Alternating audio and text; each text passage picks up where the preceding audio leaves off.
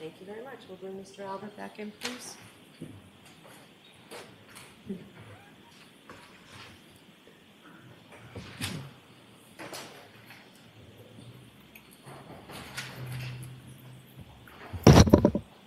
Just watch your step for me. Just remain standing and face the clerk. You saw us at the evidence give the court and jury the case there and here and the truth, the whole truth, and nothing but the truth, so help you God. I do. Thank you. You take the stand.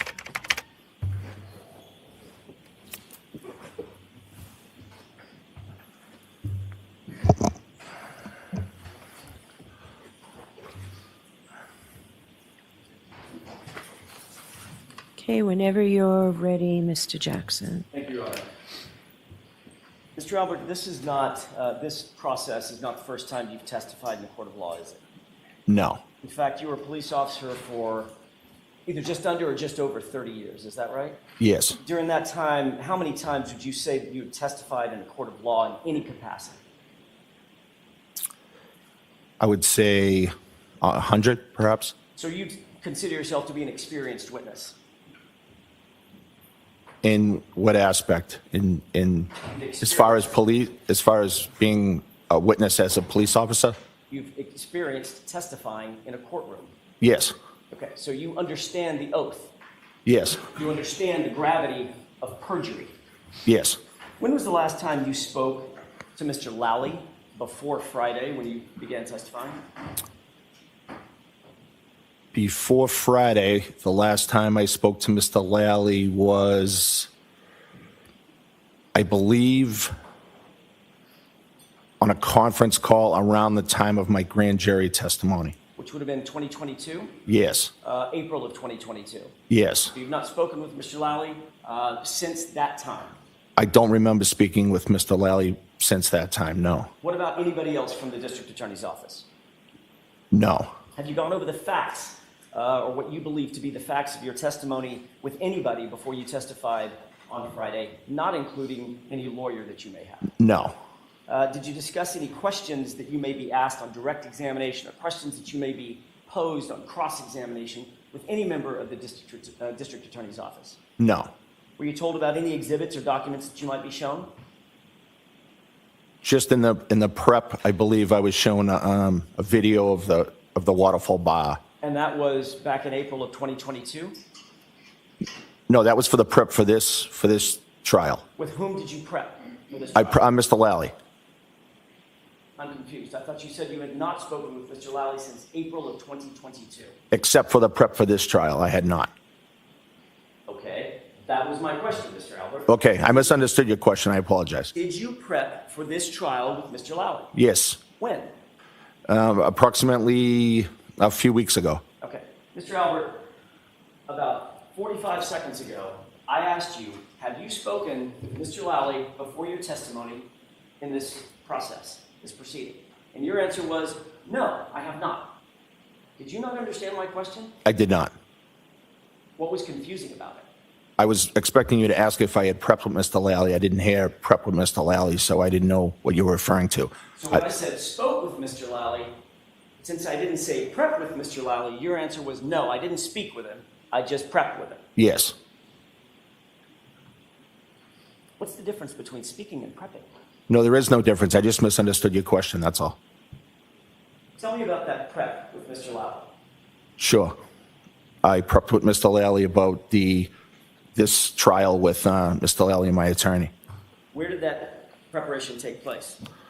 The preparation took place, I believe, I'm trying to remember exactly where it was. I actually don't recall where it was. Could it have been at the DA's office? Yes, but it wasn't at the DA's office, no. I believe it was somewhere else, but I can't remember if it was here or the DA's office. Okay. I'm not sure. I also asked you a couple minutes ago, did you review any documents or any evidence in preparation for your testimony? And to that question, you also answered no. Well, I said I reviewed the video. Well, now you're saying you reviewed a video, but when I Yes. asked you, did you see any evidence or documents, anything in preparation for your testimony? You said no, correct? No, I believe I said I saw a video. Did you misunderstand my question when I asked it the first time as well? No. Okay. I'm going to try to be clearer with my questions. Okay. Let me try it again. What, if anything, have you reviewed in anticipation of your testimony in this trial? So I reviewed a video of the waterfall. Anything else? I reviewed my transcript from the grand jury. So you have reviewed your prior testimony, My transcript of the grand jury, yes. which is prior testimony, correct? Yes. When did you do that? I did that during the prep. What part of the waterfall video did Mr. Lally show you? It was a small snippet of the video, and just one of the 20 seconds of video during that night. Which part? There's a lot of video there. Which part, if you can tell us, which part did you review with Mr. Lally? It just showed the waterfall, it showed patrons, it showed myself and the other people I was with. What were you doing in that 20-second snippet of that video?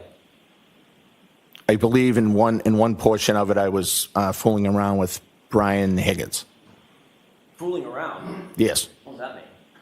Means we were just fooling around. That's it. Fooling around like, I don't know, playing arm wrestling? No, I don't think we were arm wrestling. I think we were just pushing each other, fooling around. Oh, so play fighting. I don't think I would call it play fighting. No, I was just. You remember seeing part of the video where you took a fighting stance, sort of like this? I actually don't remember that part. No. No. You remember a part of the video where Brian Higgins took a fighting stance, sort of like this? Maybe, yes. Two of you approached one another?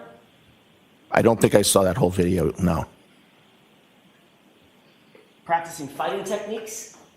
I wouldn't call it that. No, No. you can have that. I'm sorry, what was your answer to that, Mr. Albert? No.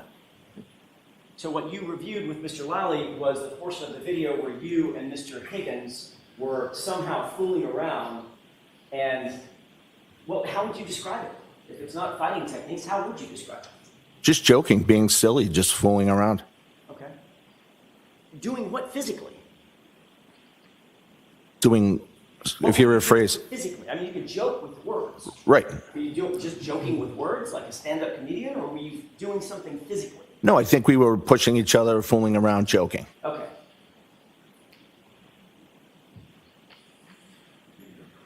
Did you ever show him how to throw a punch? Did I what? Did you show him how you would throw a punch? I don't remember that, no. Did you squat down, show him how you want to get low when you're either aggressive or defending an aggression? I don't remember that exact pose, no. Did he walk over to you and grab you and act like he was going to drive a knee into your stomach? I'm not sure. At some point, did you flip him around and grab him in a wrestling hold? I may have, I just don't remember it exactly. Do these things sound familiar when you reviewed, as to your review of the video that you saw with Mr. Lally? No, I didn't see all those in the video with Mr. Lally. Did you discuss with Mr. Lally the questions that you might be asked by him on direct examination? Did he go through, here are the topics of conversation that we're going to have? No, not like that. Did he go over with you what he believed the topics of conversation might be on cross-examination by either myself or Mr. Unetti? I believe so, yes. What did he tell you you might be asked? I don't remember exactly what he told me. He said we could be asked about the night at the waterfall. We could be asked about back at the house, things like that. Anything else? Not that I can remember. Is there anything, given your conversation with Mr. Lally, is there anything that you want to change about the testimony that you previously gave under oath in April of 2022? No, The fact that you've now reviewed that testimony? no, You stick by that testimony? yes. Okay. Have you watched any of these proceedings on any platform before your testimony? No, You've never tuned in to anything that's live streaming, any of the media coverage? no, You're aware that your wife testified before you. yes, Did you I don't want to know what the words were. Did you discuss her testimony with her before you testified? no, So she came home after testifying in this trial, and you two never brought it up. no. I just asked her how she was doing, and that was it. Mr. Albert, are you close friends with Brian Higgins? I wouldn't describe it as close friends, no. He's a fellow law enforcement officer, correct? Yes, Works for the ATF, he does. the the Bureau of Alcohol, Tobacco, and Firearms and Explosives, correct? Yes. How long have you known Mr. Higgins? I think I first met Mr. Higgins about 15 years ago. How did you meet him? It was a professional, something at work. We may have worked together. I think at the time he was a Cambridge arson squad member. And I think he came into the city of Boston to do something for work. So you've known him for 15 years, and you were with him on January 28th, 2022, correct? Yes. And he's the person that you were, quote, joking and fooling around with, right? Yes. You had a long road trip with Mr. Higgins on January 28th, 2022, didn't you? What's the question? You had a long road trip with Mr. Higgins on January 28th, 2022, correct? We drove from New York to Boston, yes. It's a pretty good drive, you'd say. Yes. Consider that a road trip? Yes. How long? I don't know if it was probably somewhere around 4 hours, maybe. Once you got back from New York to back up to Boston, the Yes. Boston area, the two of you stopped at a location, correct? Yes. What was the location? The hillside. And what did you two do at the hillside? We went into the hillside, had a drink, talked, and I think Brian may have ordered food.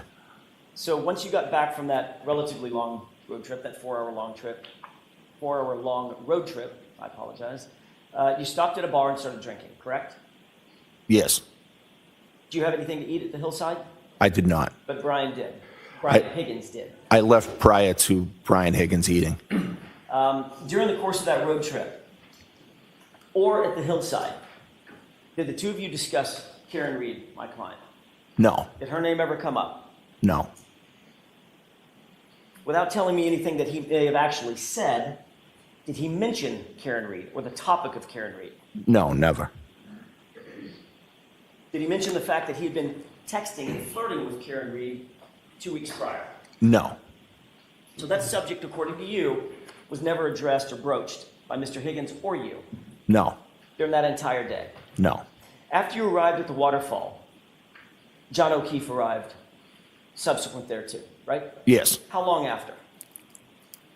Approximately 45 minutes, maybe? And Karen Reed was with him, is that right? Yes. Brian Higgins was standing right next to you when she came in along with John O'Keefe, correct? I'm not sure where people were standing when they arrived. Well, you remember you saw video, correct? I don't believe there's any, I saw video of them walking into waterfall now. Fair enough, but you saw at least a clip, according to you, you saw a clip of that video of you at the waterfall, correct? Yes. You were situated at a high-top table, right? Yes. Your back is sort of to the camera, is that right? I'm not sure of the camera angles. The video that I saw, I was at the high top table, but I'm not sure of all the camera angles of the waterfall. Brian Higgins is the guy with the sweatshirt with maybe a Harley Davidson emblem on the back or something? I'm not sure what he wore that night. I'm sure he had a sweatshirt on, but I don't know what the emblem was. Okay, he was standing right next to you in the video clip that you saw. Yes. Okay. In other words, that was the video where he was standing right next to you, and you two turn to each other and start this play fighting thing. Yes. So if it's that time or sometime around there at the high top, you were in proximity of Brian Higgins when Karen Reed and John O'Keefe came into the bar, correct? I just don't recall the timing of when they came into the bar. All right, Mr. Albert, did Mr. Higgins say anything to you at that time about John O'Keefe arriving with Karen Reed at his side? No. Did Mr. Higgins say anything to you about being upset that Karen Reed had shown up with John O'Keefe? No. Describe your relationship with John O'Keefe, if you would. So I didn't know John that well. I had only met him a few times. But every time I met him, it was cordial, pleasant. And I would consider him to be a co-worker, even though I never really worked with him directly. He seemed like a nice guy. I knew his whole story about the fact that he had taken his niece and nephew after a tragedy in the family, and I had an unbelievable amount of respect for him doing that. But I can't say that we were good friends because I didn't really know him all that well. You were far better friends with Brian Higgins than you were with John O'Keefe. That's fair to say. Yes, On Friday, you were asked whether or not you knew my client, Karen Reed, correct? This meeting a couple days ago, during your direct examination. I believe so, yes. You were also asked the same series of questions at another grand jury not involving the Commonwealth. You remember that in June of 2023? Yes, I want to be clear about this other hearing. That was a non-Commonwealth hearing in front of a grand jury, correct? yes, All right. Mr. Lally and his colleagues were not there, is that right? yes, I was not there, Mr. Yannetti was not there, yes, or Miss Little. right. Okay.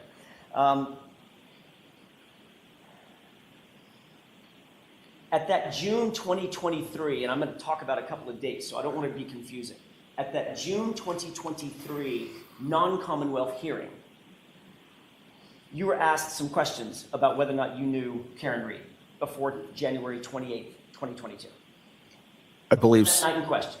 I believe so, yes. And you testified, before you testified, you were sworn an oath. Yes, Same oath that you swore in this trial, correct? yes, Swore to tell the truth, the whole truth, and nothing but the truth? yes, And you knew that you were testifying under penalty of perjury in that hearing as well, correct? yes, And you testified at that non-Commonwealth grand jury that you, quote, believe Karen was with John the night he came into Hillside, a female that looked similar to Karen, from the waterfall came in with him on that night, and I assume that was her, but I can't say for sure, end quote. That was your testimony before that grand jury. yes, But you were also asked a similar question in April of 2022 by Mr. Lally at his grand jury. Do you remember that? no, Let's start at the beginning. Before you testified in the April 2022 grand jury, more than a year earlier, and just 3 months after this incident, you were sworn an oath, correct? yes, The same oath that you took in June of 2023, right? yes, And the same oath you took on Friday. yes, Isn't it true that you were asked the question whether or not you knew Karen Reed on January 28th, 2022, and you testified, quote, I've never met or seen her before, end quote. no, I don't recall that. Didn't you indicate that you just that you reviewed your grand jury testimony in anticipation for this trial? Yes, You'd read the whole thing, yes, and you don't recall making that statement. no,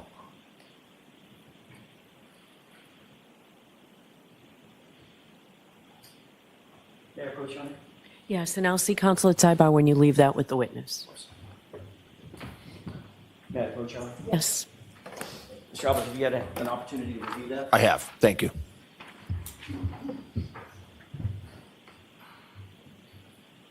Does that refresh your recollection as to what you said before the grand jury in April of 2022? Yes, but you didn't read the whole, quote, though. Right. The whole quote is the following. Question, so the female you had never met before, is that fair to say? Answer, no. I've never met her or seen her before, period. Maybe once, but I don't think I've ever had a conversation with her. That was the entire quote, correct? That's the entire quote, yes. That's not what you read earlier, but yes. Well, what I read earlier was, I've never met or seen her before. Those words came out of your mouth, correct? That's not my whole sentence, no. You said, I've never met or seen her before, and then you said, maybe once, but I've never had a conversation with her, I don't think. Right, that's my sentence. Okay, so which is it, Mr. Albert? What were you saying? Were you saying you met her and had a conversation with her? Or were you saying, I've never met or seen her before? Which one of those two things was true? I was saying that I met her maybe once. Actually, what you said was, I've never met her or seen her before. Your words, not my words, sir. Isn't that right? No, because in the next sentence, I say, I met her maybe once. So you literally changed your testimony within your own testimony. Objection. No, can you answer that, Mr. Albert? I believe I qualified my first sentence with his second sentence. So what changed between the first sentence, where you indicated unequivocally, I've never met or seen her before, and the second sentence when you said, maybe once? I'm not sure what I was thinking at the time that I said that. Isn't it true, Mr. Albert, not only had you met Miss Reed, but you had spent several hours with Karen Reed and John O'Keefe 6 days before this incident? Isn't that true? No. In fact, on January 22nd, 2022, 6 days before January 28th, you socialized with Karen Reed at the Hillside Bar for several hours, didn't you? I was at the Hillside Bar the week prior, yes. It was a Saturday night, correct? Yes. You were at the bar. Yes. There were several other folks at the bar, correct? Several people, yes. That included Chris Albert, your brother, Yes. a guy named Tim Daly, Yes. D-A-I-L-Y, is that right? I'm not sure how to spell his last name. Julie Albert was there. Yes. Jen McCabe was there. Yes. Matt McCabe was there. Yes. John O'Keefe was there. Yes, he was. And Karen Reed was there, correct? Yes, she was. In fact,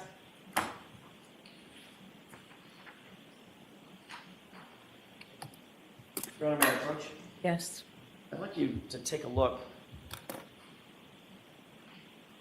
at a photograph. Just look at that to yourself for a second. Tell me if you familiarize yourself with it, and then look up when you're ready. Yes. May I approach?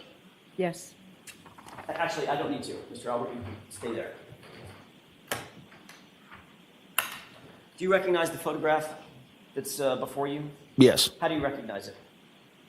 Well, I recognize the people within the photograph, and the background of the photograph looks like the hillside. Does that appear to be a photograph that was taken on January 22nd, 2022? Yes. You were at the Hillside Bar? Yes. May I publish this, Your Honor? Okay, is it already in evidence or It you? is not, Your Honor. I'm sorry. So you put it in evidence first and then you May publish I it? have that marked as next in order? Yes. And then, That'll be Exhibit 67. Thank you.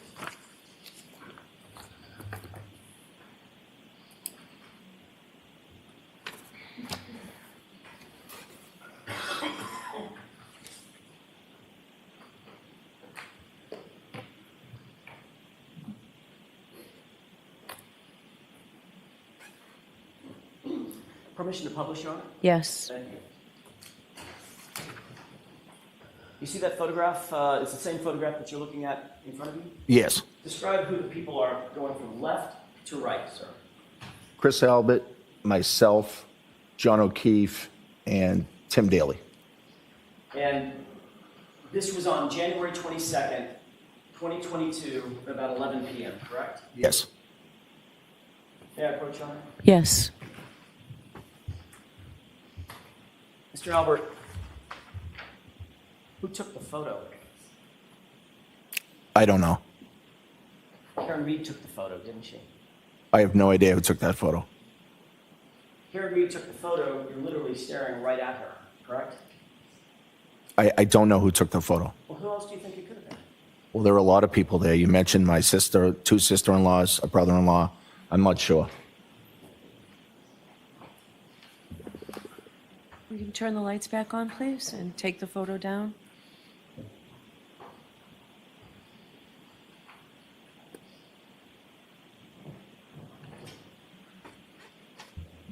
Did you ever see this photo from Jen McCabe? No. Did you ever see it from Julie Albert? No. Chris Albert didn't take it. He's in it. Right. Tim didn't take it. He's in it. Right. You obviously didn't take it. Right. And who's the guy on the far right? Tim. That was Tim. Who's the guy next to Tim? John. Right? So who do you think? Do you still need the photo up? I'm sorry, I thought you were done with it. Do you remember? Yeah, it was John, yeah. Okay.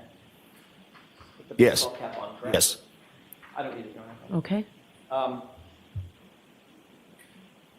So given the fact that you were never shown that, you've never seen that photo before today, correct?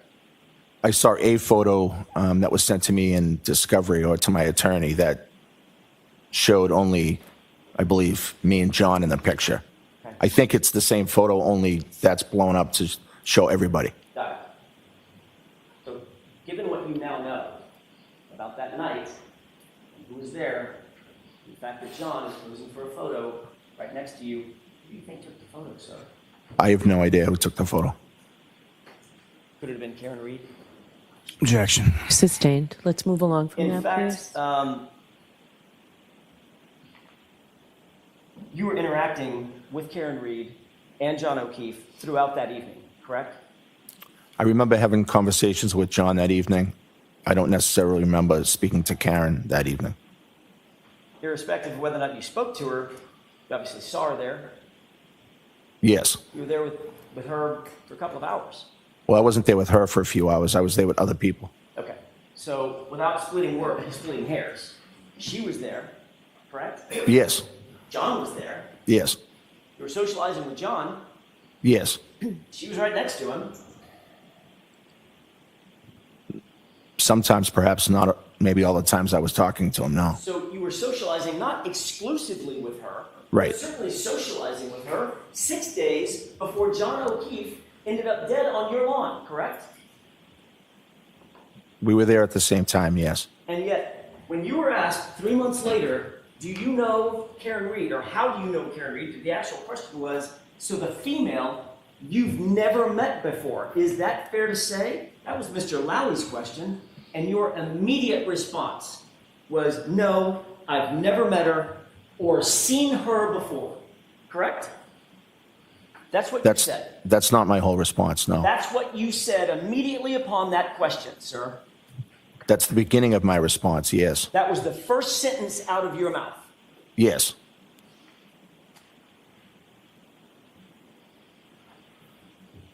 You also testified at the subsequent grand jury in June of 2023. When asked what was your impression of Miss Reed, you said, quote, I honestly didn't really have one. I didn't have any conversation with her. I just kind of saw her from across the table. I didn't really think of it either way. Correct? I don't know what that question is referring to. Is that for the waterfall or is that for Hillside? Hillside. Okay, yes. All right. So in June of 23, a little over a year later, your testimony significantly changed from no, I've never met or seen her before, to I really didn't have a conversation with her.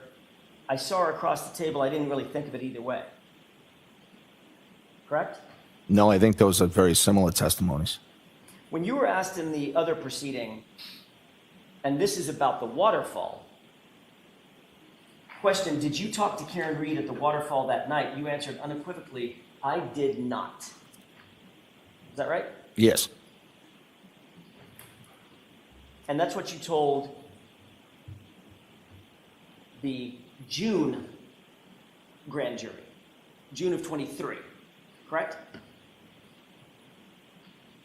Are you referring to the state grand jury? Or? No, I'm sorry. Okay, That's why I'm using dates. I'm trying to be careful. right. April. I'm just not clear on what all the dates were. I'll see if I can clarify. Okay. April 2022, state grand jury.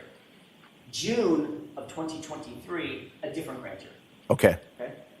When you were asked at the June of 2023 grand jury, did you ever talk with Karen Reed at the waterfall that night? Your answer was, I did not. Correct? Yeah, yes. Okay.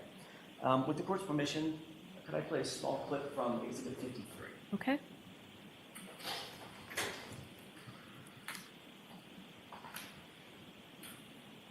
Starting at timestamp 11:53 and 15 seconds. If we could just play this, and I would direct your attention, sir, to the upper right-hand corner.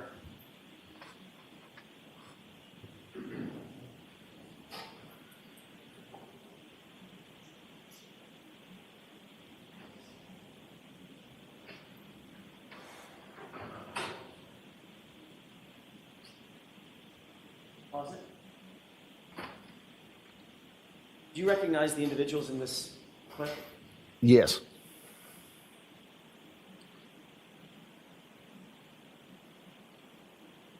recognize that person? Yes, I believe that's me. You recognize that person? I do. I believe that's the defendant. Ms. Reed, Yes. what does it appear you are doing as it relates to Ms. Reed in this clip? It appears that I'm talking at the table. I don't know if it's specifically to her, but When you play?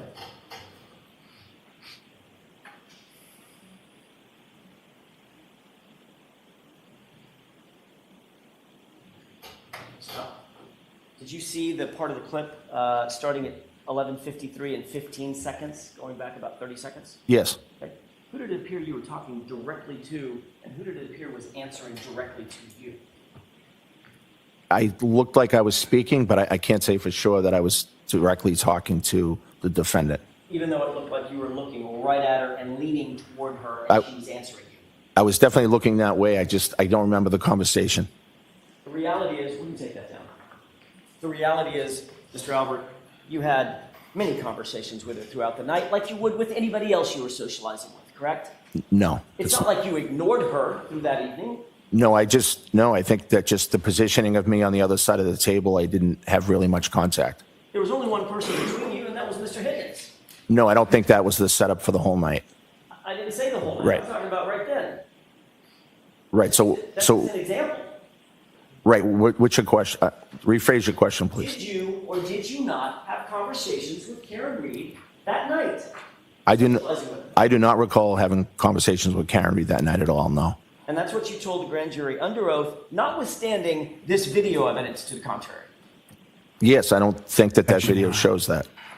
I'm going to let that stand. Next question, please.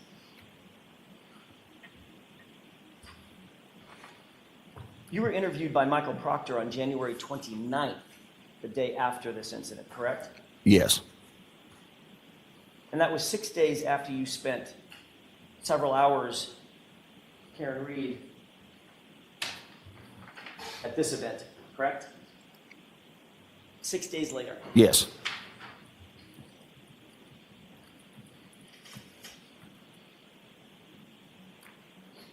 You were asked by Michael Proctor whether or not you knew or what your relationship was with Karen Reed, correct? I don't recall if he asked me that. Did you say to Michael Proctor, quote, that you quote, did not know Karen Reed, end quote? I may have, yes. But when you made that statement, you did not know that Ms. Reed had a photograph of you at the Hillside Bar, correct? You didn't know that photo existed, did you? Objection, Your Honor. Sustained. Sir, you were trying to distance yourself from Ms. Reed in your interview with Michael Proctor, weren't you? Objection. Were you? No, I was not. Mr. Albert, you were trying to distance yourself from knowing Ms. Reed in your grand jury testimony with, well, I'll use the date, in your April 2022 grand jury testimony, weren't you? No, You were further trying to distance yourself from Ms. Reed in your June 2023 grand jury testimony as well, correct? no, You thought that it was important to try to deny knowing John O'Keefe and Karen Reed during those interviews and or that testimony. Objection. Sustained. Mr. Albert, you knew that if you admitted having a relationship with John O'Keefe and Karen Reed, you'd have a lot to answer for when Karen Reed's boyfriend ended up dead on your lawn 6 days later, correct? Objection. Sustained. You can ask the question differently. You knew that there would be questions about your relationship with Karen Reed if it were known that you knew her before her boyfriend ended up dead on your lawn 6 days later, correct? There would be questions. Objection. You can ask it a different way. That's sustained.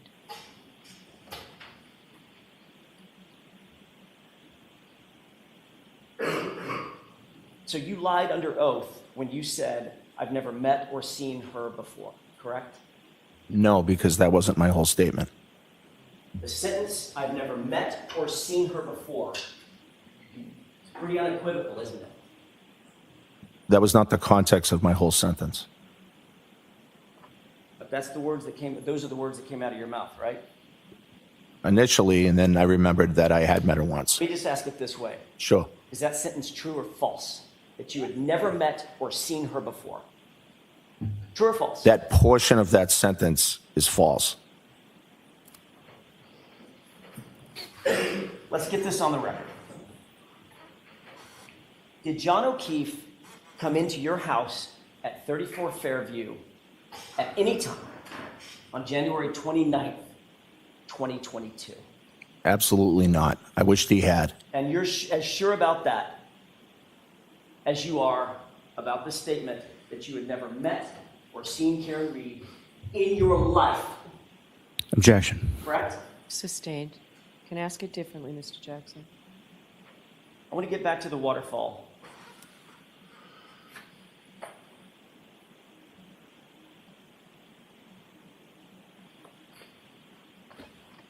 I know I asked you this about the hillside.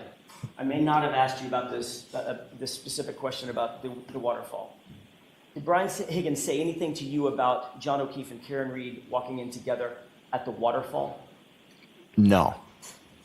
Did he say anything or give you any indication that he was upset about Karen Reed showing up with John O'Keefe? No, he did not. It appeared from your observations that John and Karen were getting along at the waterfall. I didn't really notice, but I didn't notice anything was wrong. They appeared pleasant, Yes. happy.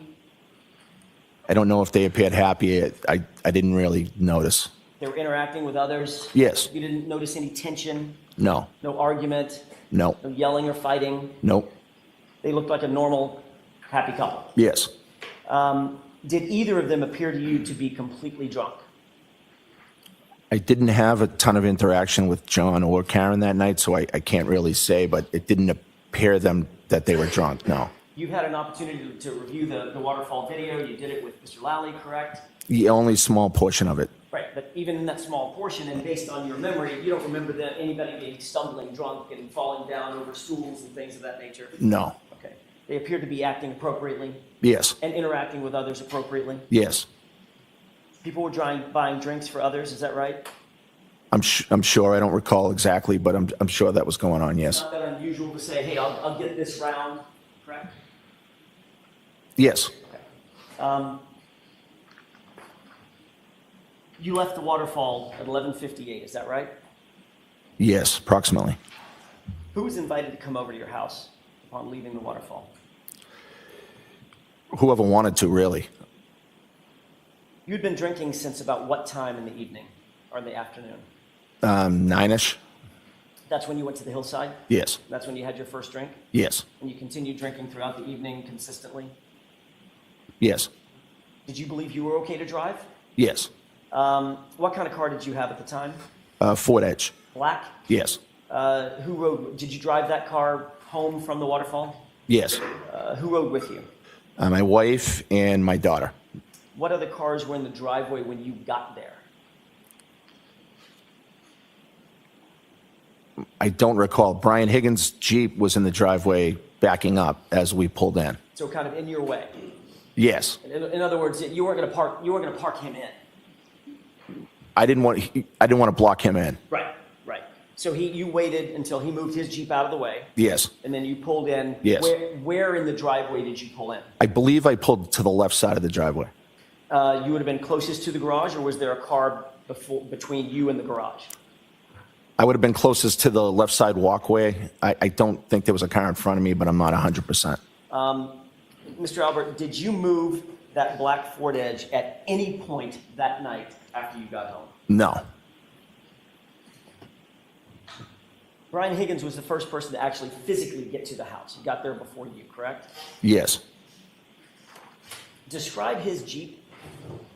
He had a Jeep Wrangler. I believe it's white. I think it's white. Any appendage on it? A plow. A snow plow on the front Yes. that can hydraulically go up and down. I didn't see it that closely. I'm assuming it can, but I don't know that for sure. After Mr. Higgins moved out of your way, out of the driveway, where did he put that Jeep? I don't know. I don't know where he parked. So you wouldn't have gotten to the house if you left Waterfall at 11:58. You have to get out to your car, get in your car, start it up, drive home, wait for Brian Higgins to move his Jeep, park your car, then get into the house. That's a fair assessment of the mechanism of you getting home that night, correct? Yes. You wouldn't have gotten into the house until, what, 12:15?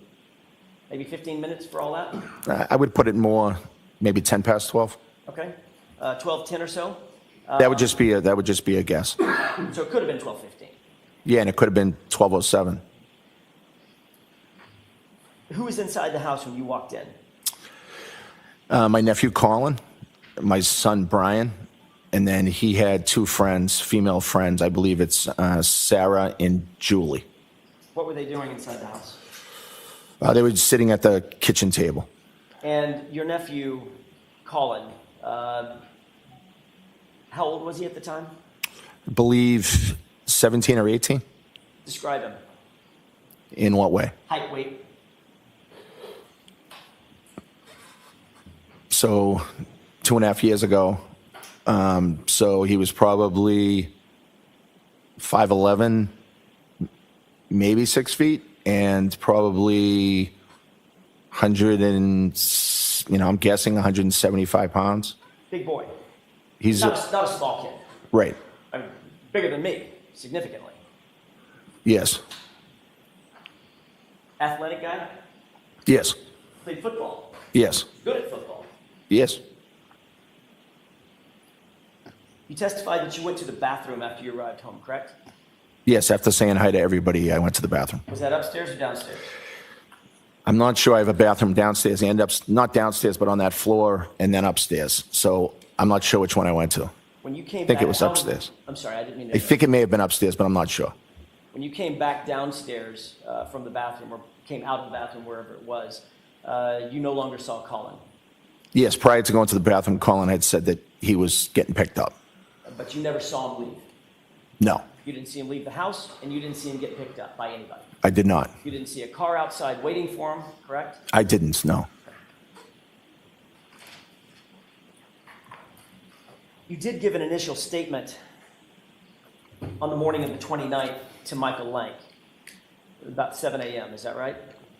Officer Lank was in the house at that time and speaking to all of us, really. And you've admitted that you have known Michael Lank for many years, is that right? Yes. Did you see that as a problem? In what way? Conflict of interest? Objection, Your Honor. I'll let him have it. Did you see that as a conflict? No.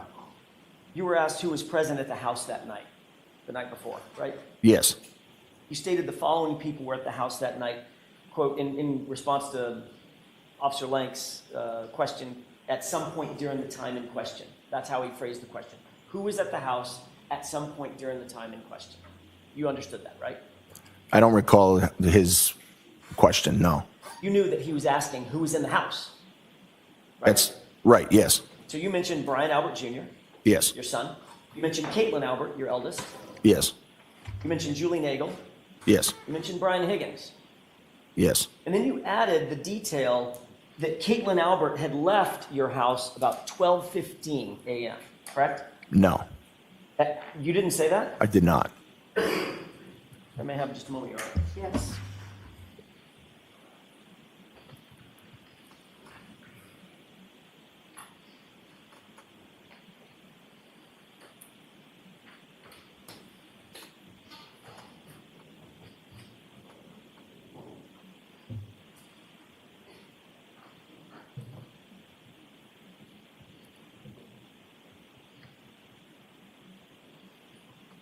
May I approach, Your Honor? Yes.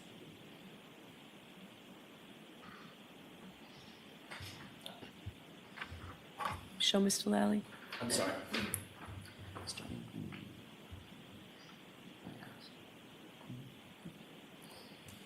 So you don't have to sit and read the entire thing. There's right at the top of this post-it, there's a word that says next. If you would read that area, that next few sentences, let me know when you're finished.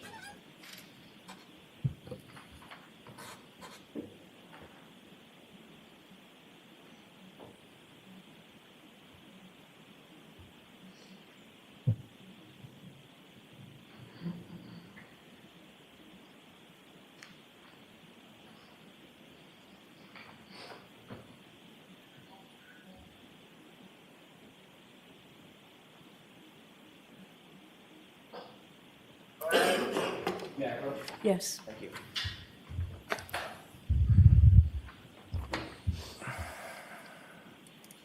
Mr. Albert, did you have an opportunity to review that portion of a report? I did. Did that refresh your recollection about a conversation that you had along with your wife with Officer Lank? Yes. Isn't it true that Officer Lank asked you and your wife who else was in the house that night aside from the names already mentioned? And the names mentioned were Brian Albert Jr., Caitlin Albert, Julie Nagel, and Brian Higgins, quote, who is a friend of Brian Albert Sr., end quote. Is that right? That's what the report says, yes. And then the report goes on to say, they advised me that their daughter Caitlin left the house around 12:15 a.m. when she was picked up by her boyfriend, Tristan Morris. Right? That's what the report says, yes. Do you think Officer Lank got it wrong? Perhaps, yes. Did you say that Caitlin left about 12:15? No, Did Nicole say in your presence that Caitlin left about 12:15? she did not. At any point, did Officer Lank ask you what time Caitlin left? I don't recall him asking that. It was a very chaotic morning, and I don't remember him saying that. So, in fact, if he wrote that sentence in the report, which you just read, he's just making that up.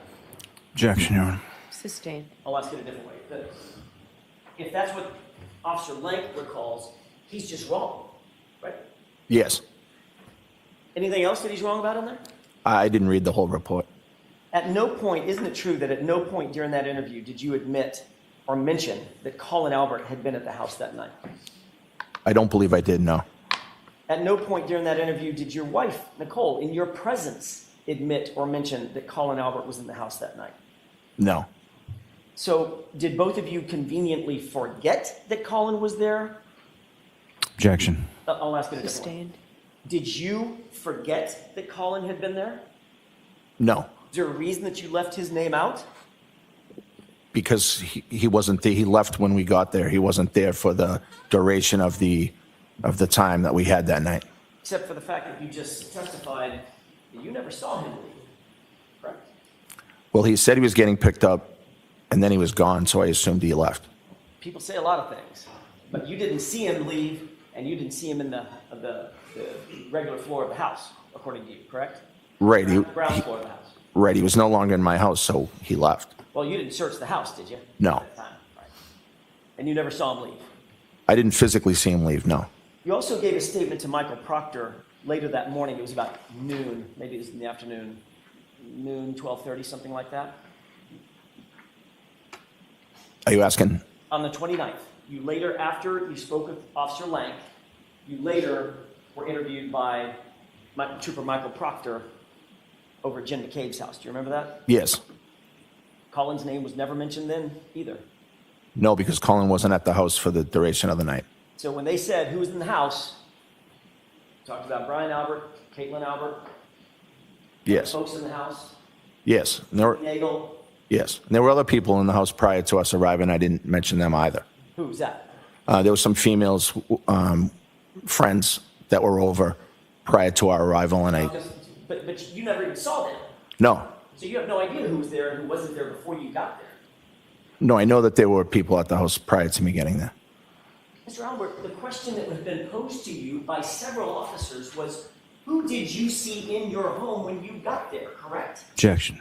No, I'll allow it. I don't believe that's how it was asked, no. But Colin's name was never mentioned. It's left out. I testified multiple times that Colin was there when we arrived. Oh, you did it after the fact, right? Yes, when I was at, You knew that the defense knew that Colin was there. Objection. Sustained. In your initial reports to the police, his name was never mentioned, was it? I did not mention it, no. And Nicole did not mention it in your presence, did she? In my presence, no. Let's talk about Caitlin Albert, your eldest.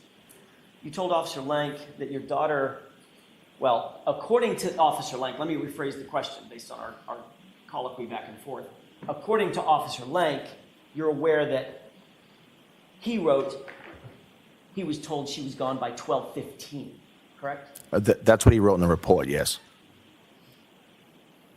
If Caitlin was gone by 12:15, she would not have been there when John and Karen arrived to the house, correct? Because they didn't arrive for 15 minutes later.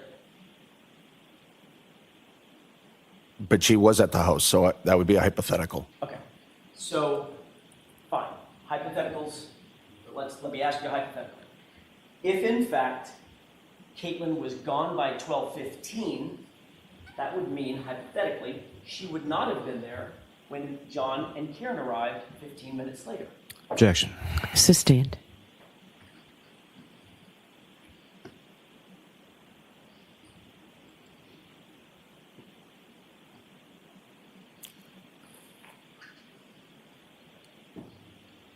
When you were interviewed by Officer Lank that morning, other people were in the room, not just you and Officer Lank, correct?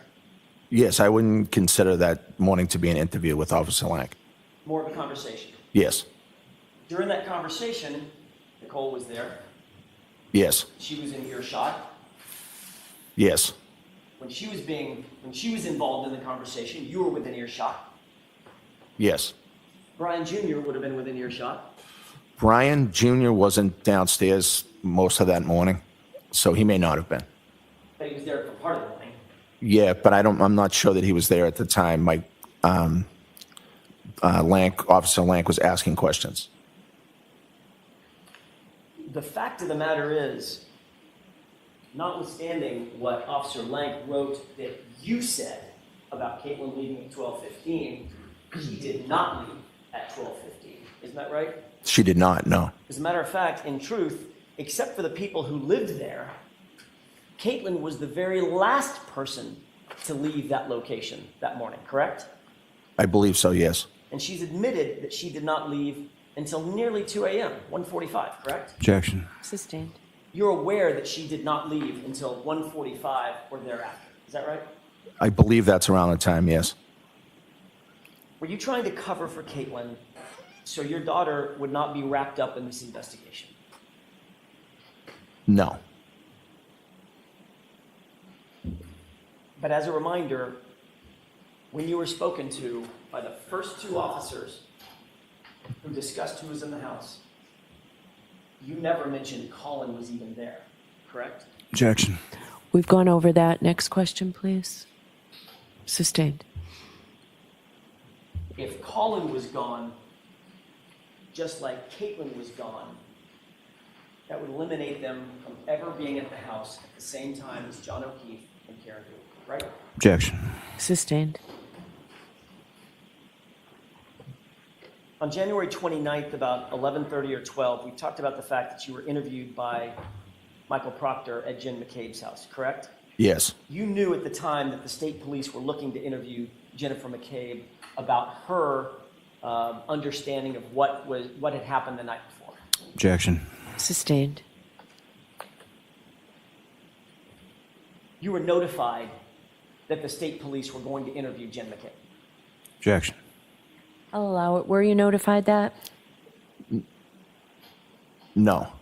You knew the subject matter of an interview with Jen McCabe was going to happen the subject matter of the night before was going to happen over at Jen McCabe's house. That's why you went there, right? Objection. No. I'll allow it. No. Isn't it true that you knew you had been notified, or at least you believed, that an interview with Jen McCabe as part of an official police investigation was going to occur at her house? Yes. You were not asked by the police to join her, correct? No. You had no official reason to be at Jen McCabe's house, correct? I don't know what you mean by official reason. You were not working the investigation yourself. No. You were a witness, correct? Right. So you had no official reason to be at Jen McCabe's house during an interview with Jen McCabe. Objection. No, I'll allow it. That's No. So, but before she gave her statement, you made sure that you were right there to monitor that interview and exactly what was said, correct? Objection. Sustained. Were you in her house when Jen McCabe was interviewed by Michael Proctor? Her house, yes. You had gone to her house, correct? I did. You went there before she gave the interview. Yes, So you were there in her house during the entirety of her interview, correct? I believe so, yes. And importantly, Jen McCabe knew you were in her house during that interview, correct? I assume she knew, yes. I mean, you're in her house after all. Yes.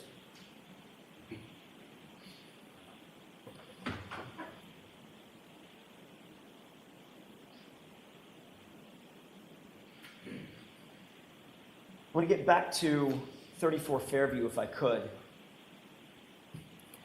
In the early morning hours of January 29th, Brian Higgins directly followed you into the house after you walked in, correct? Could you rephrase that? Sure. You walked in, even though there was some moving of cars, you were the first one to walk into the house. And Brian Higgins followed you. Yes. Nicole and Caitlin then came in shortly after that. I think Nicole and Caitlin probably came in around the same time as me. And then Brian Higgins. Sorry. Did you make another drink once you walked into the house? Did I make a drink? Did you make a drink? Grab a beer? Yes. Okay. When I say make a drink, did you get a drink? Yes. What drink did you get? I don't know. Probably just would have been whatever was at the house, a beer or something. Okay. Did Higgins have another drink? I don't know. What did you do? What did you and Brian Higgins do once you were inside the house? We just kind of hung out, talked. At any point, did you and Brian Higgins go down to the basement? No, I don't remember going to the basement. You don't remember going to the basement, or you didn't go to the basement? No, I didn't go to the basement.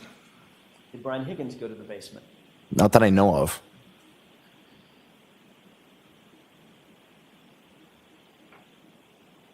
And you didn't go upstairs to the second floor, did you?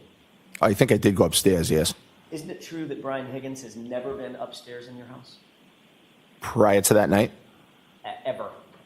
Including that night, specifically. I don't think that's true, no. You owned a dog at the time, correct? Yes. The German Shepherd named Chloe. Yes. Mix. Described that dog as being not great with strangers. Isn't that true? I did describe it that way, yes. You testified that, quote, it started barking because it realized that people were downstairs, end quote, right? Yes. Chloe had a penchant for barking when she heard people, correct? No, not necessarily. She did that night. Yeah, I think she wanted to use the bathroom. Well, that's not what you said in your testimony. You said it started barking because it realized there were people downstairs, right? Right. So your German Shepherd, probably a decent guard dog, if she heard commotion and people, she would bark. Objection. Sustained. You can ask it differently. Obviously, if Chloe hears commotion and people, she's apt to bark. That's the only question. No. So just that night, out of nowhere, first time ever, Chloe starts barking when people walk into the house. No, it's not the first time ever, but she didn't bark often. Okay, but she did bark that night, right? Yes. And the reason that you gave under oath for why she started barking was because there were people downstairs milling about, right? Yes. So in that instance, on January 29th, in the early morning hours, she was barking because she heard people. Well, I can't say why she was barking. Well, you did say why she was barking. I let her out to use the bathroom, so I think that's probably why. Except your testimony was it started barking because it realized there were people downstairs. Those are your words, Mr. Albert, not Right. mine. Okay. Do you stand by those? Yes. Okay. You ultimately did let Chloe out to go to the bathroom, correct? Yes. And then you allowed her to stay downstairs and you monitored her with the others who were in the house. Isn't that right? Yes. As a matter of fact, you testified in that state grand jury, the same April grand jury, April of 2022. So I let it go out to the bathroom. I let it back in. I kind of monitored it a little because we usually don't have people over the house, and the dog's not great with strangers, period. So I was just making sure that the dog was all right with the people that were over, end quote, correct? Yes. So in fact, you did keep Chloe downstairs at least for a period of time with people that were over, right? Yes, for a few minutes, I think.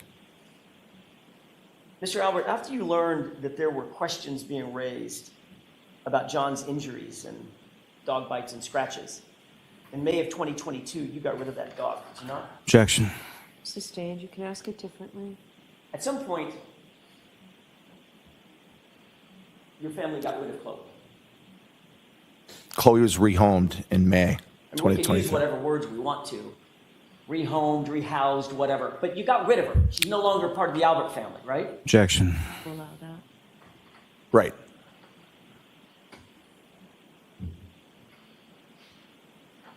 When did you get rid of her?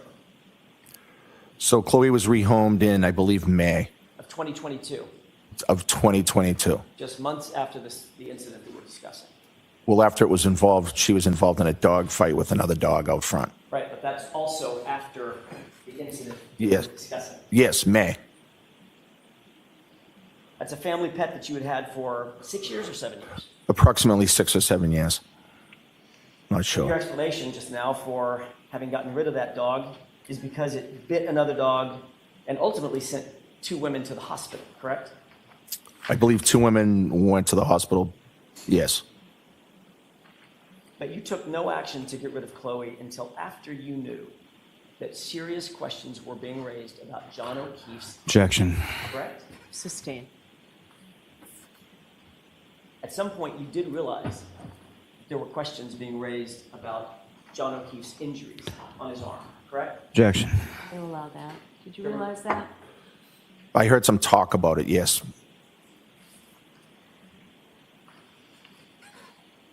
As of January of 2022, John O'Keefe had never been in your house, had he?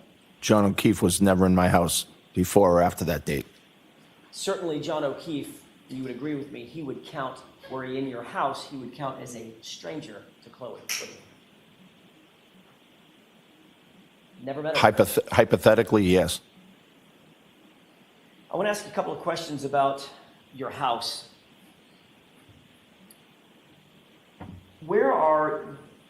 I know there's multiple bedrooms. Are all the bedrooms on the top floor?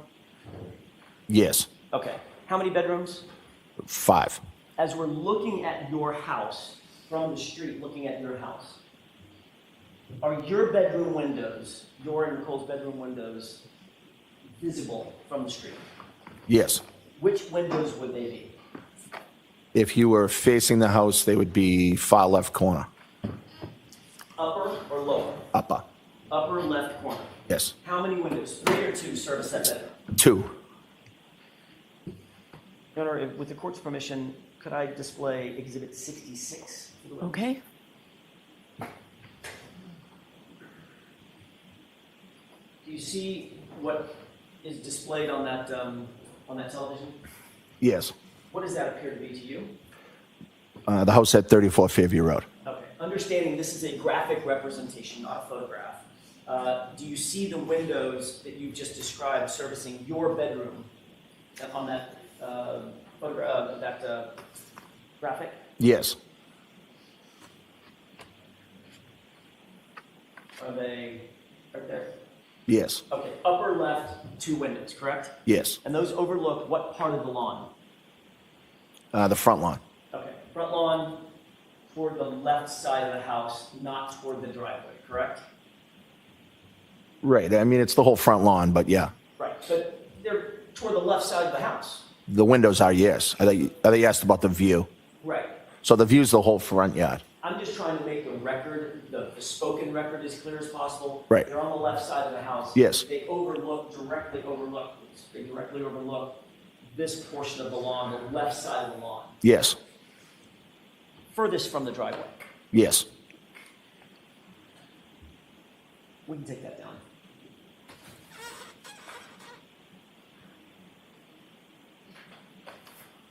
Where's your bed, or where was your bed inside that room, as relates to the windows?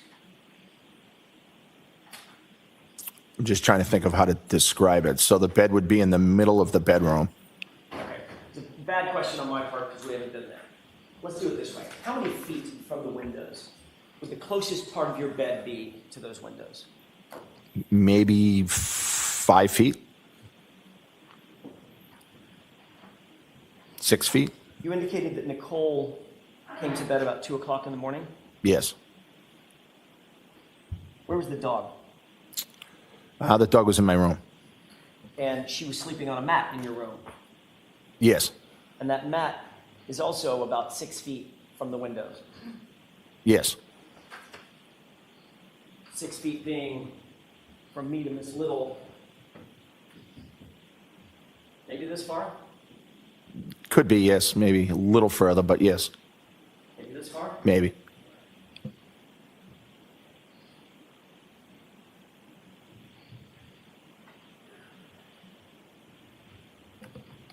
It's a relatively quiet street generally, Fairview. Yes. Not an enormous amount of through traffic, No. not a busy freeway or a highway, correct? No. Not an especially noisy street, The street, no. especially at 6 a.m. on a Saturday morning, right? Right. Where were you at 6:03 on the morning of January 29th, 2022? I was sleeping in my room. 6 feet from that window. Yes. Was Nicole in bed with you? Yes. Had you taken any medication the night before? No. Were you on any sedatives, No. sleeping pills? No. Were you wearing a sleep apnea machine? No. Were you wearing an eye mask? No. Were you wearing earplugs? No. You shortly thereafter became aware that 6 emergency vehicles, including a fire engine, police cruisers, and unmarked police vehicles, a civilian SUV, were all parked in front of your house that morning, correct? I'm not aware of what type of vehicles were parked there, no. You seen photographs since this incident? Of the vehicles out front? Right. No. Are you aware that all of those vehicles had their engines running? No. Are you aware that all the emergency vehicles at least had their lights on, flashing lights? No. Were you aware that there were a number of first responders outside their vehicles traipsing around your lawn? Was I aware? Were you aware at the time? No. Were you aware that there were emergency responders, first responders, who were talking to each other over the din of the wind and the snow What? to communicate with each other? No. You're aware that there were 3 women on your lawn at one point? Just only after the fact. And at least one of those women was screaming to the top of her lungs at 6:03? No. Again, your German Shepherd was 6 feet from the window, correct? I don't know that for sure. That's where her mat was. Well, that doesn't mean that's where she always is. She also sleeps in the closet area sometimes. Oh, so now Chloe's in the closet. I didn't say she was in the closet. I said she sleeps in the closet area sometimes. Was she sleeping in the closet area that morning? I don't remember. Likelihood is she was sleeping on that mat 5 or 6 feet from that window, correct? Objection. I don't know. System. And your explanation, and by the way, we've already talked about this. Earlier that day, you've already indicated she was barking because she heard people and noises downstairs when you guys came in the house. Yes. Okay. And your explanation is that you and Nicole and Chloe, the German Shepherd, all slept through the entirety of that commotion on your front lawn. Yes.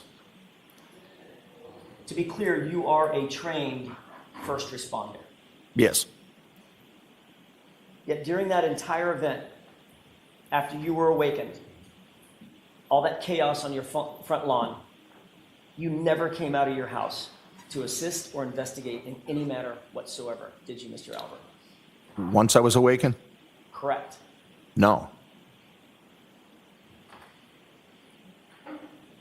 We've talked about this a little bit, but I want to ask you a couple of other questions about the layout of the house. The house is sitting on top of a basement, correct? Yes. Or was at the time. Describe how you get to the basement from inside the house if you come in the front door. And when I say, I'm sorry to do this, I don't mean to interrupt you. There's 2 front doors that you can go in, correct? Yes.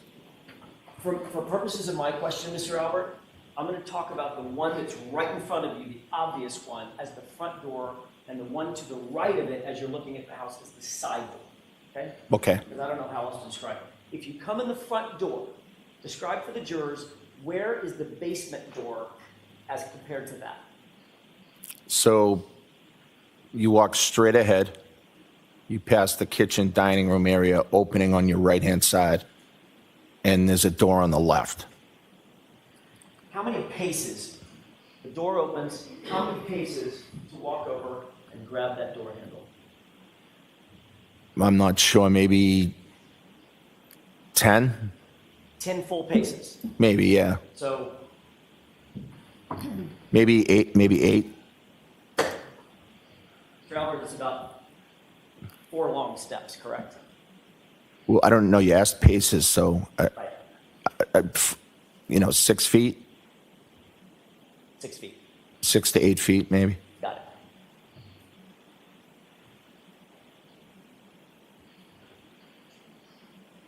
What was the basement used for in January of 2022? So the basement had a weight room in one of the rooms, and the other room was nothing at the time. It had been damaged, water damage due to an overflowed toilet. So part of the flooring had been ripped up, Yes, and that opened up some slab concrete downstairs. yes, There was also some plywood downstairs. yes, There were a couple of mats where the actual weights were, so they're not slamming down onto concrete. yes, But there was a good amount of that floor that was just exposed concrete. yes, The workout equipment would include things like, what, barbells, dumbbells, yes, heavy weights, yes, heavy bars yep, made from metal. yep.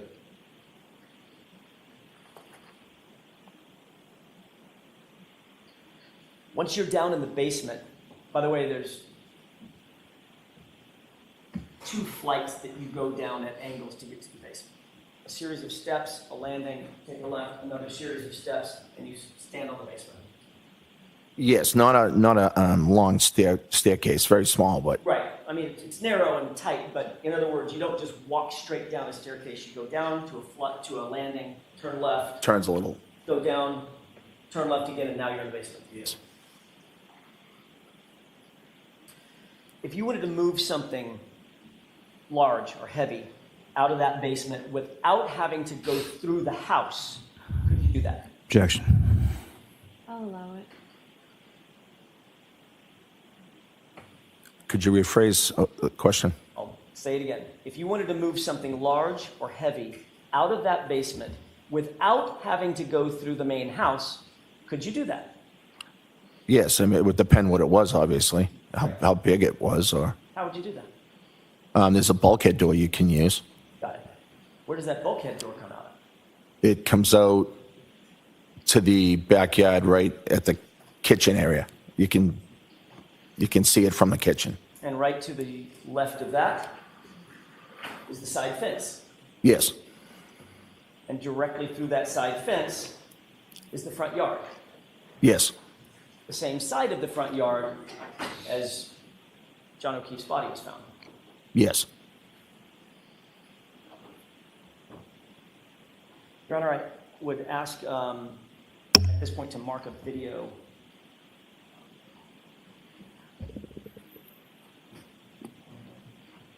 Let me have just a moment, Your Honor. Yes. Mr. Albert, did you speak with anybody at the break about Uh, the testimony? Just my attorney. May I approach? Yes. Take a look at this photograph, Mr. Albert. And if you could please tell me if you recognize what's depicted in that photograph. Yes, it's the bulkhead stairway. Is that the stairway that you earlier described for the jurors as servicing the basement going into the backyard? Yes, May I approach? Yes. I would have asked to have this marked as next in order. Okay, any objection? Exhibit 68. Thank you.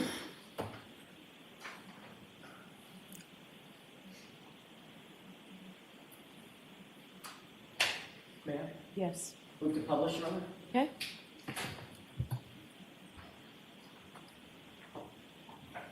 Do you see what's depicted on the television screen? yes, Does that appear to be the same as what you're holding right there, that exhibit? it does, yes. Okay, I'm going to direct your attention, if I could, to the lower left portion of this photograph. And right there. Do you see that? tell what that is? I can't. Let me highlight it one more time, right there. Maybe it's easier if you look on your photograph. Are you referring to the doorknob? Yeah, I got it here, yes. I'm sorry, it's sort of hidden on that photograph, so I apologize. Is that the door that swings open or closed to close off the basement? Yes, Then if you open that door, it's in the open position now, correct? yes, So the photographer is standing in the basement looking toward the doorway, correct? yes, Then you climb 7 or 8 stairs, yes. and that bulkhead door, which is where all the light is emanating, how does that open? So the bulkhead door opens straight up. Okay, at least in that photograph, it was hinged toward the house and it would open up like a, I don't know, like a sandwich or something. It opens straight up to the bay windows that are in the kitchen. Got it, okay. Okay, that's all I need for that photograph. Your Honor, I have a flash drive with a video on it. I'd ask that this be marked as next in order. Court's permission. Assuming it's the same one, no objection.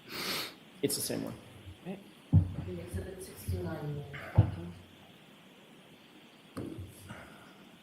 Mr. Albert, I want to ask you to take a look in just a second at a video and then describe if you recognize what's in that video. I'll probably play maybe 5 or 10 seconds of it and then pause it. If that's okay. Okay. Court's permission? Yes.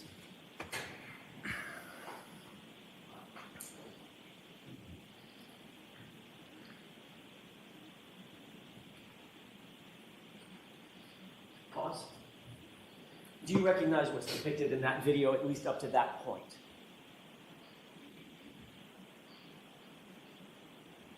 No. Okay. Does that look like your basement door, although the bulkhead doors have been replaced different? The whole thing looks different to me. Let's go ahead and play the video. Just a second.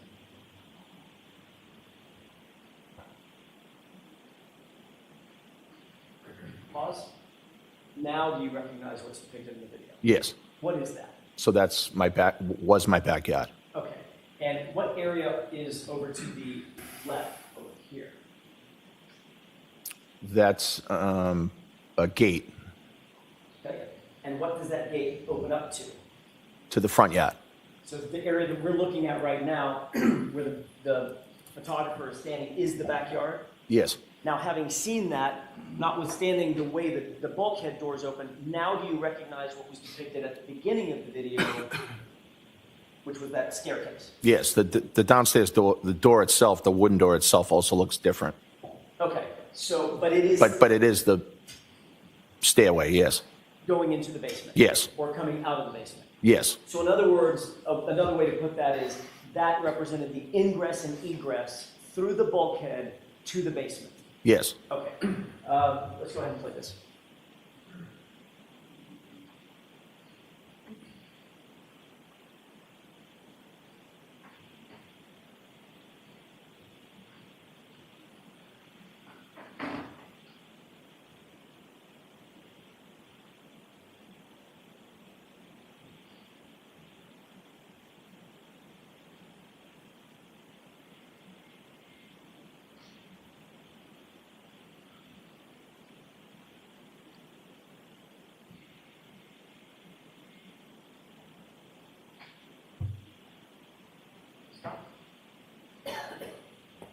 Did you recognize what was depicted in the video? Bring the lights up. Thank you. Thank you, Your Honor. Did you recognize what was depicted in the video as it continued to play? Yes. Describe that for the jurors, please. It looked like the video was from walking from the backyard towards the front yard. So the video started at the bulkhead door, turned toward the fence, went through the fence, and right up toward the flagpole, correct? Yes. Is that an accurate representation of the layout of the house when you lived there on January 29th, 2022? Yes. With the exception of the bulkhead door having been replaced and maybe the basement door. Yes. By the way, the 34 Fairview house had been in your family at that time in 2022 for 2 generations? My parents built the house in the late 70s, 79 maybe. So if your parents are one generation, you and your family are another generation, 2 generations. Right. Nearly, maybe actually a little more than 50 years, half a century. That what? That it was the Albert home. Yes. The fact is, you listed that house for sale for the first time ever in November of 2022, correct? That's the time we listed it, yes. Just months after John O'Keefe was found on your lawn. Objection. Sustained. Mr. Albert, is that timing, according to you, a coincidence? Is what? Is that timing a coincidence? Well, that's not the timing, actually. We contacted the realtor in 2021, finally listed it in 2022. Got it. So that would be pre-incident. So the listing coming 9 months after John O'Keefe was found dead in your lawn, or dying in your lawn, that's just coincidence. You had this in place long before that. Objection. So I'll sustain the question. You can ask it differently. Sure. All I'm asking is the timing, November of 2022, listing that house for sale for the first time in November, that in your mind is just a coincidence. It's not a coincidence because we started trying to look into selling the house in 2021, which was the few months prior to the incident. On January 28, 2022, you were still an active Boston police officer, correct? Yes. What was your job title in January 2022? Sergeant Detective. That means you not only respond to incidents, you actually conduct investigations as a detective, correct? Yes, primarily fugitive investigations. You have additional training in order to hold the title and hold a position as a detective, is that right? Yes. Not just a regular patrol officer, you have to have special training to get to the rank of detective, is that right? Yes. As a sergeant detective, that's above a regular detective, indeed, because you're a supervising detective, is that right? Yes. You have experience in training in order to hold that position as a supervisor in the detective spot as well.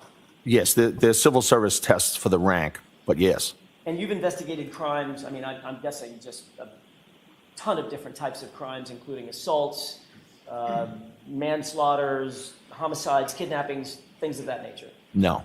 You've never investigated anything like that? No. So what's the parameters of your investigative skills as you held that title of sergeant detective? So my parameters were investigating fugitive investigations. That was my specialty, I guess you could say. So you've responded to, obviously, to countless incidents and scenes as both a patrol officer Yes. as well as a detective. Yes. You've supervised the investigation of at least the fugitive type of crimes, correct? Yes. Fugitives trying to thwart investigators to try to find them, right? Yes. That's their whole, it's the cat and mouse thing, right? Right. You being the cat, correct? Sometimes. Find the mouse. Yes. You're also trained in techniques, obviously any detective would be trained in techniques that culprits might use or suspects might use to sort of cover up investigations. To cover up crimes, to thwart investigations, correct? Objection. Do you have that training, sir? No. So you, in all of your training, 30 years as a Boston police officer, and as a sergeant detective, you don't have any training in what techniques criminals might use to try to cover up their conduct? No. I've never gone to a training for criminals to cover up conduct. No. Never been trained in the fact that, I don't know, somebody might want to clean up blood at a scene. No. Objection. With the answer stand. What about sanitizing a location? Objection. I'll allow it. No. What about getting rid of electronic data? You've got to have training in that. No. In other words, the fugitives that you chase down and try to find, you don't try to utilize electronic data to go after them? Sometimes we do, but I don't have any training in it per se. I mean, things like GPS data and phone calls, and text messages, and communications, and things of that nature, obviously. Yes. Yes. Clearly. These are all things that, at least those things, are things that if you didn't have formal training, you got on the job training and just have common sense about how to go after this type of evidence, correct? Yes.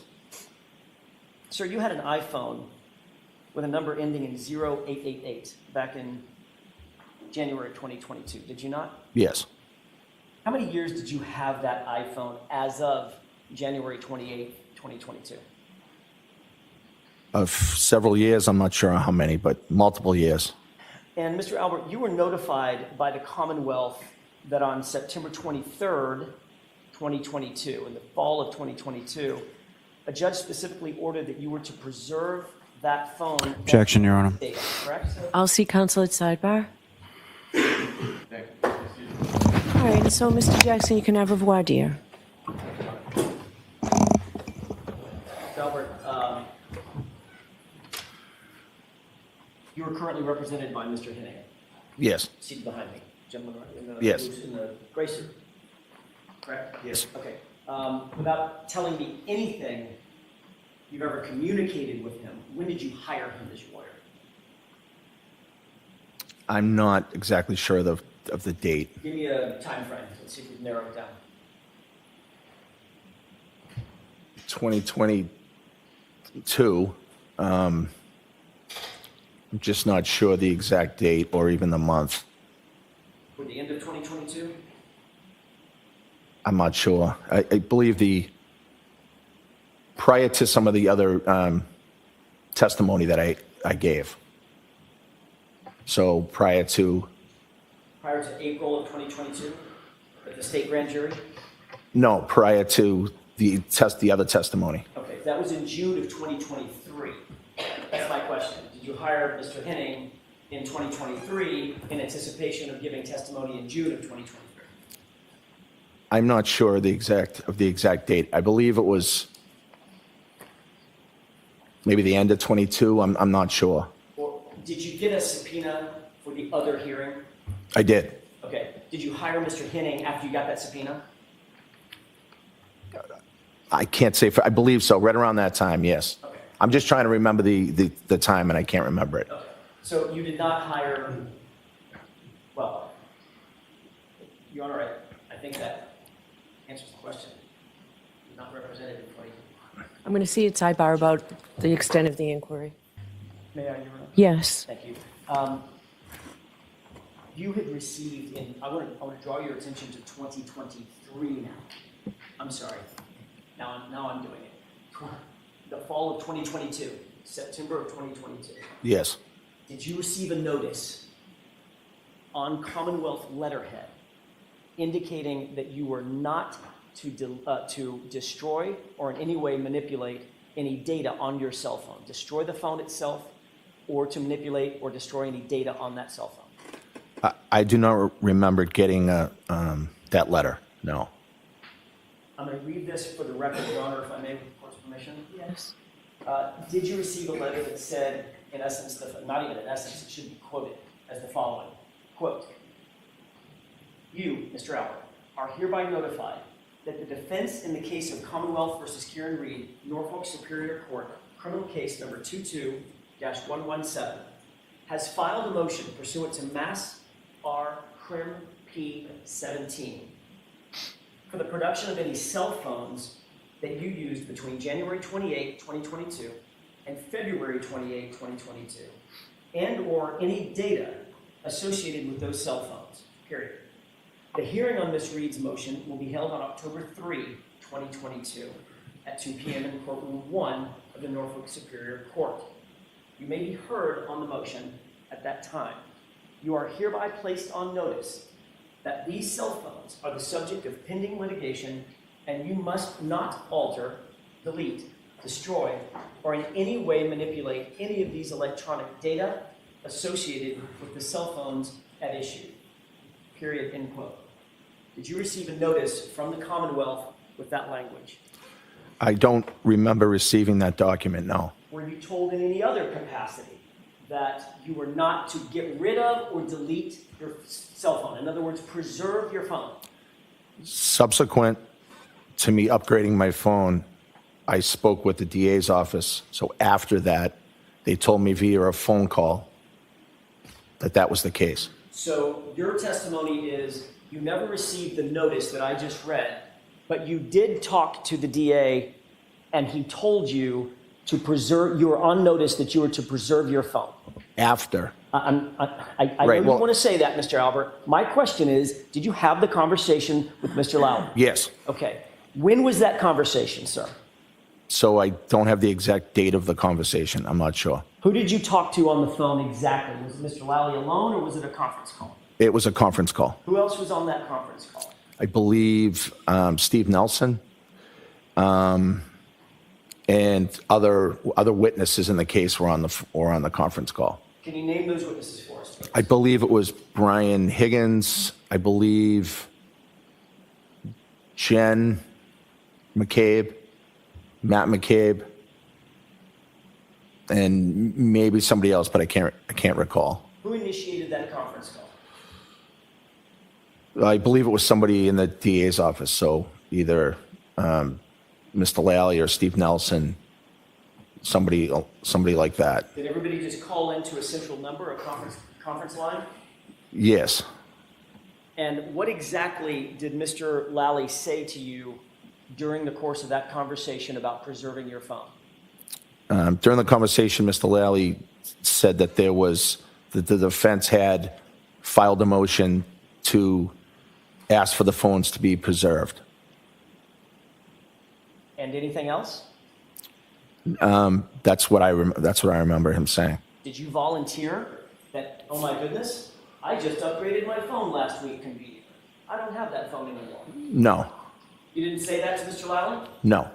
You just took the information that he gave you and hung up the phone and went about your business. Yes. Without notifying him that the very phone that he had just ordered you to preserve had just been destroyed days earlier.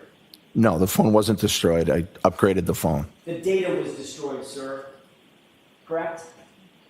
I did not destroy any data on any phone. Mr. Albert, I upgraded my phone. when you upgrade a phone, you know that the phone is set back to factory reset before your new phone is handed to you, correct?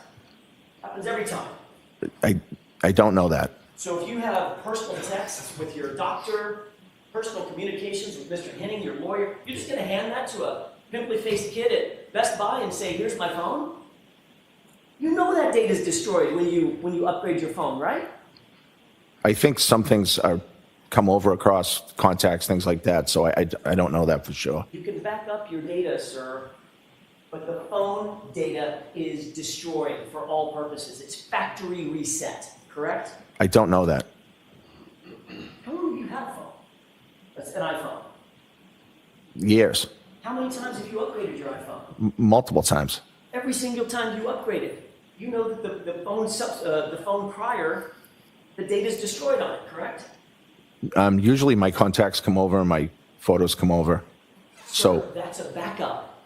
no, I don't think I have that on backup, but okay. Irrespective, you didn't tell Mr. Lally that you had gotten rid of that phone. I was not asked that and I didn't tell him that. I see. You felt like if you weren't asked that, you didn't need to volunteer it, even though the conference call was specifically about preserving your phone pursuant to a judge's order. Correct? What was the question? You didn't offer to Mr. Lally that you had gotten rid of the very phone that he was telling you had to be preserved due to a judge's order. I did not. And you didn't seek any advice from, I'm not asking you for the communications. You did not seek any advice from counsel at that time for those purposes. I don't believe I did, no. May I just go here? Sure. At some point, you indicated, Mr. Albert, at another proceeding, under oath, in relation to a conversation that you had with Brian Higgins about your phone. Quote, I don't recall saying I was going to get rid of my personal phone to Brian Higgins. I may have said that, you know, there's personal stuff on my phone. But I don't recall saying that to him, but I don't know, we had multiple conversations about things. You remember saying that under oath at another hearing? Yes. You literally admitted at that hearing there's personal, private data on that phone. Hence, you got rid of it, right? No. You certainly wouldn't allow some kid at the AT&T store to have your personal private data. You're a cop. No, I assume he doesn't have it Why would you assume that? because he took the phone and has it. And what do you think happens to the data on the phone, sir? Let's just use common sense. What do you honestly think happens to the data on the phone when you turn it in and upgrade your phone? I'm sure that the data's not there anymore. I'm sure. It's destroyed, sir, correct?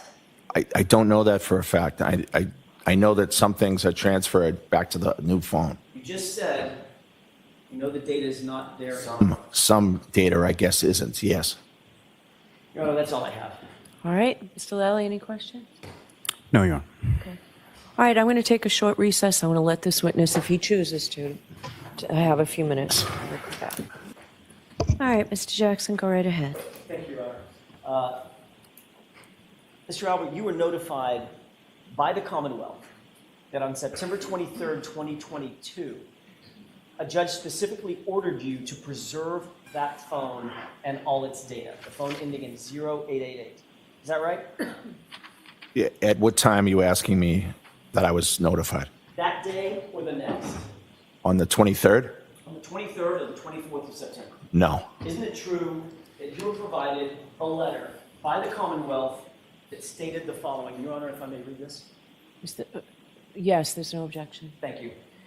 Quote, you are hereby notified that the defense in the case of Commonwealth versus Karen Reed, Norfolk Superior Court criminal case number 22-117, has filed a motion pursuant to Mass R. Crim P. 17 for the production of any cell phones that you used between January 28, 2022 and February 28, 2022, and or any data associated with those cell phones. The hearing on Ms. Reed's motion will be held on October 3rd, 2022 at 2 p.m. in courtroom 1 of the Norfolk Superior Court. You may be heard on the motion at that time. You are hereby placed on notice that these cell phones are the subject of pending litigation, and you must not alter, delete, destroy, or in any way manipulate any of the electronic data associated with the cell phone at issue. You received, end quote, you received that notice on either the 23rd or the 24th. Is that right? I did not. Your Honor, I would pose a stipulation. I spoke with counsel off the record, if I may. You both have a stipulation that I haven't seen? We just determined I'm happy to approach it. Why don't we approach quickly?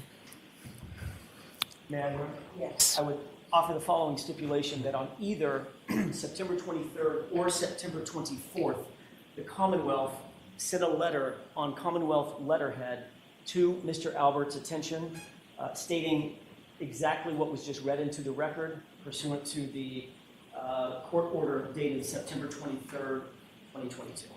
Okay. All right, next question. Thank you, Your Honor. Isn't it true that you were, in fact, ordered to preserve your cell phone by the Commonwealth?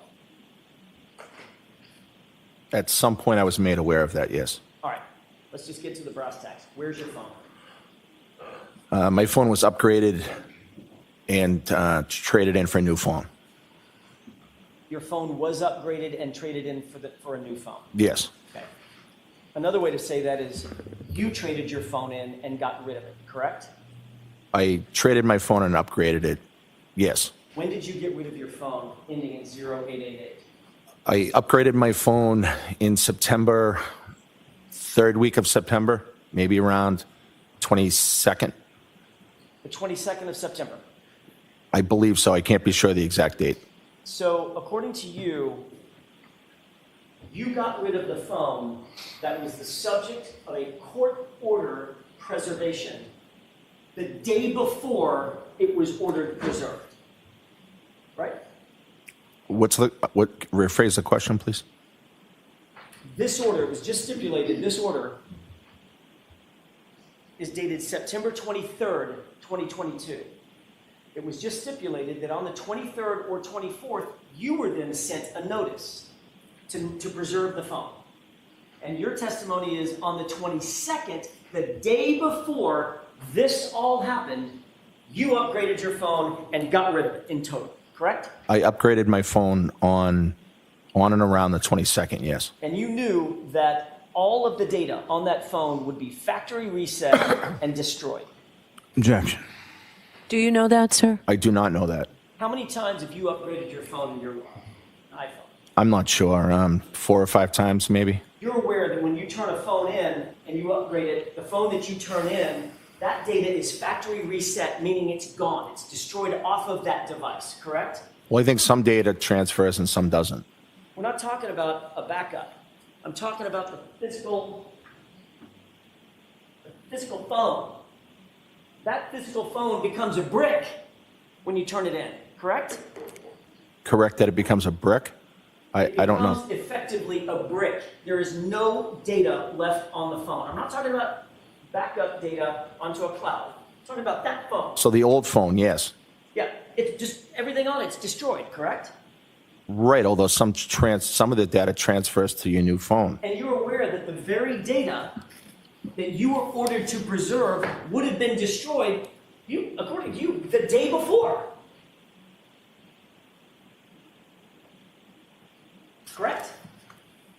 Rephrase your question or ask me a question. Are you claiming that you got rid of your phone on the 22nd? You I upgraded my phone around that. I'm not sure if that's the exact date, but yes. So it could have been after the 22nd. I don't think it was after the 22nd. Could have been the 24th? No, Could have been the 25th? no. So you're absolutely sure that you could not have upgraded your phone and gotten rid of it any time after the 23rd when this judge ordered that it be preserved? No. Because you know that if you got rid of that phone after you had been notified that you were ordered by a court to preserve it, you'd be committing a felony. Objection, Your Honor. Sustained. So you now claim that you got rid of the phone on September 22nd, 2022. Hours before you were ordered to preserve it. That's your testimony, correct? Yes. Is that just a coincidence? September 4th was my birthday. The phone was broken and failing. I had planned on getting a new phone, and that just happened to be the day that I got it. Happy birthday. Was that a coincidence? Objection. Sustained.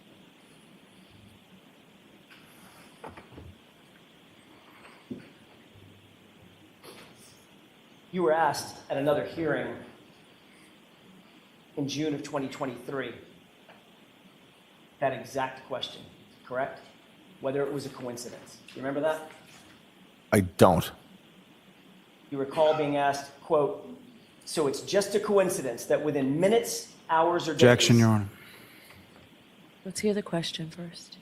Within minutes, hours, or days of you trading in your phone, that phone you had in January of 2022, that you were ordered to preserve it. Answer, yes. Question, that's a coincidence? Answer, yes. Objection. Move to strike. I'll let that stand. That was your testimony, wasn't it? Yes. And that's what you're saying today to these jurors. Just Yeah. a coincidence. Yes.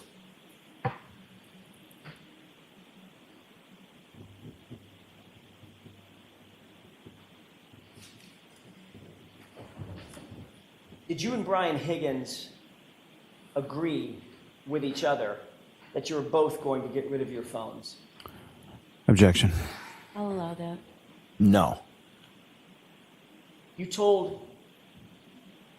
testified at the other hearing in June of 2022, quote, I don't recall saying that I was going to get rid of my personal phone to Brian Higgins. I may have said that. You know, there's personal stuff on my personal phone, but I don't recall saying that to him. But I don't know. We had multiple conversations about things, end quote. You remember testifying to that? Yes.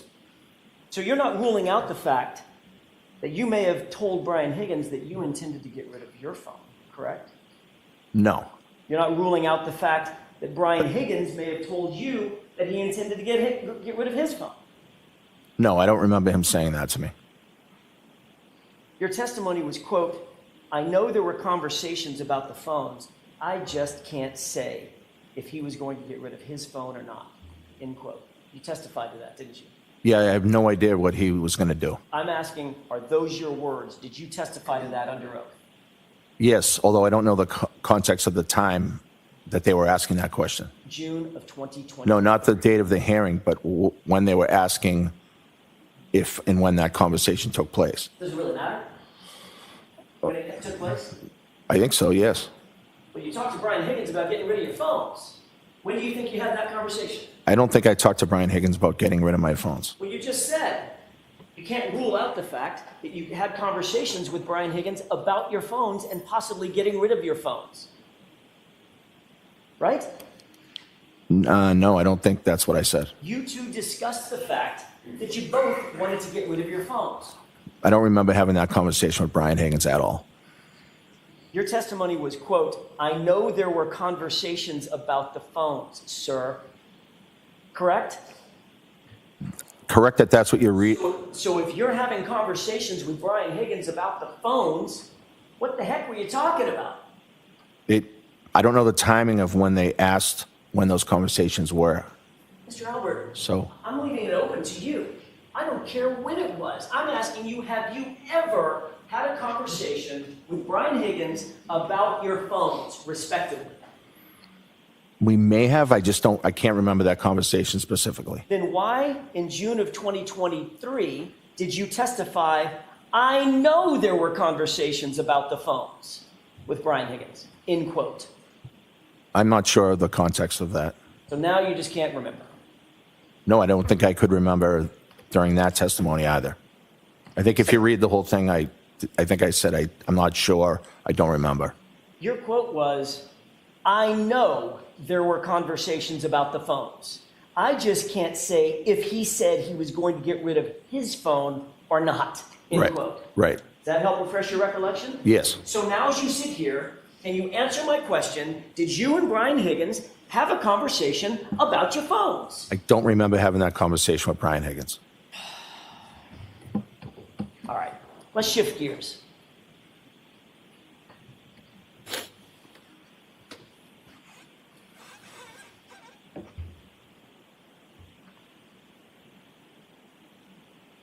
Before I shift gears,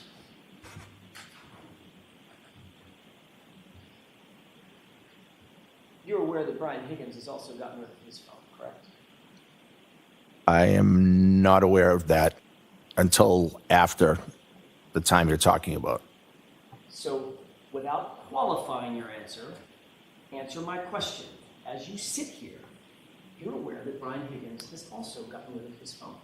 I know at some point Brian Yes Higgins, or no, Mr. Albert? did he? Objection, Your Honor. Can you answer that, yes or no, sir? Yes. Okay. Now I'd like to shift gears and talk a little bit about Michael Proctor. Did Michael Proctor come into your home at 34 Fairview on January 29th? Yes. Michael Proctor?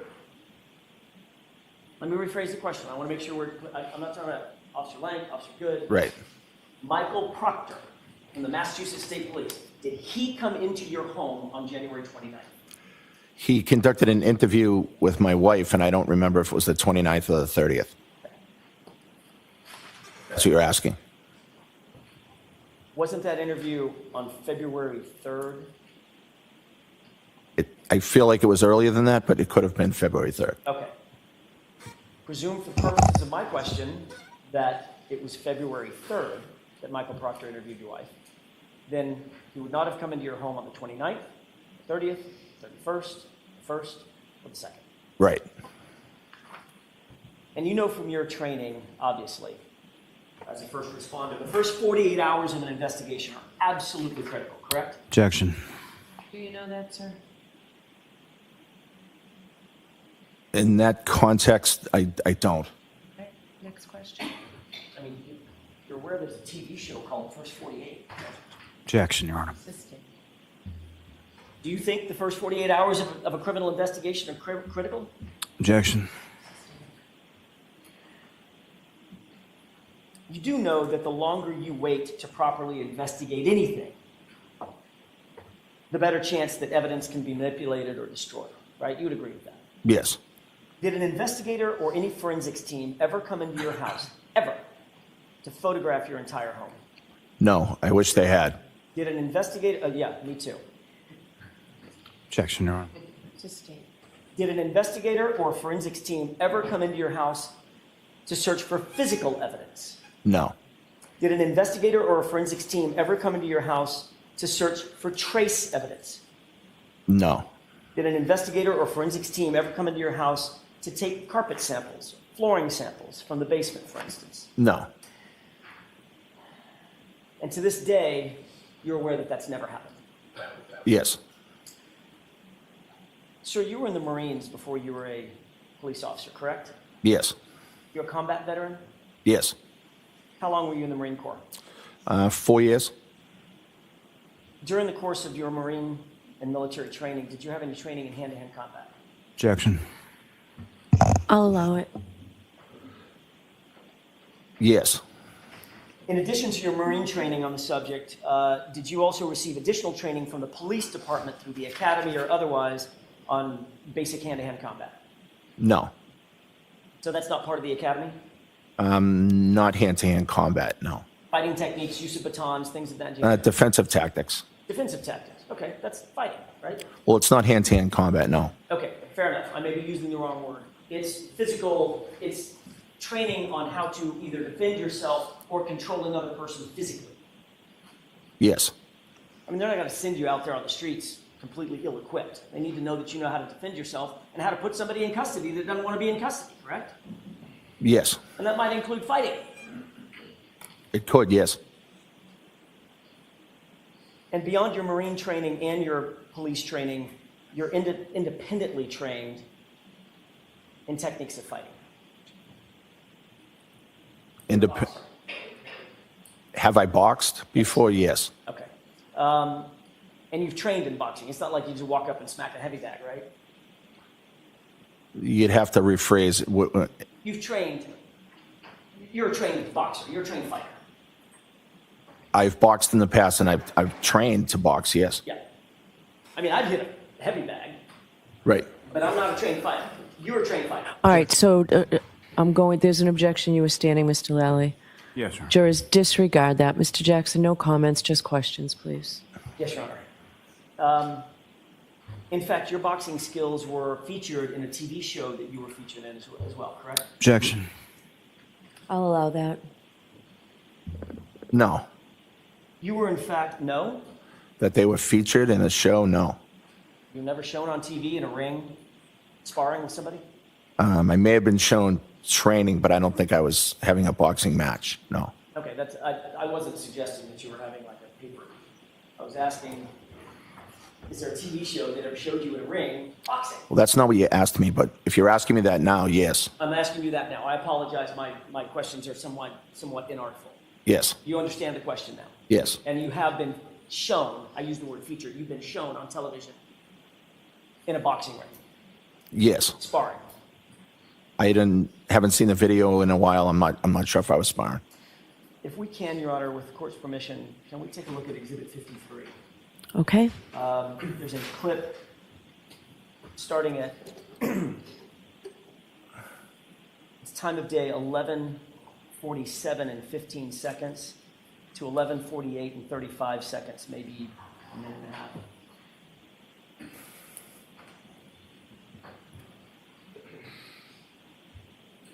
Can you enhance that?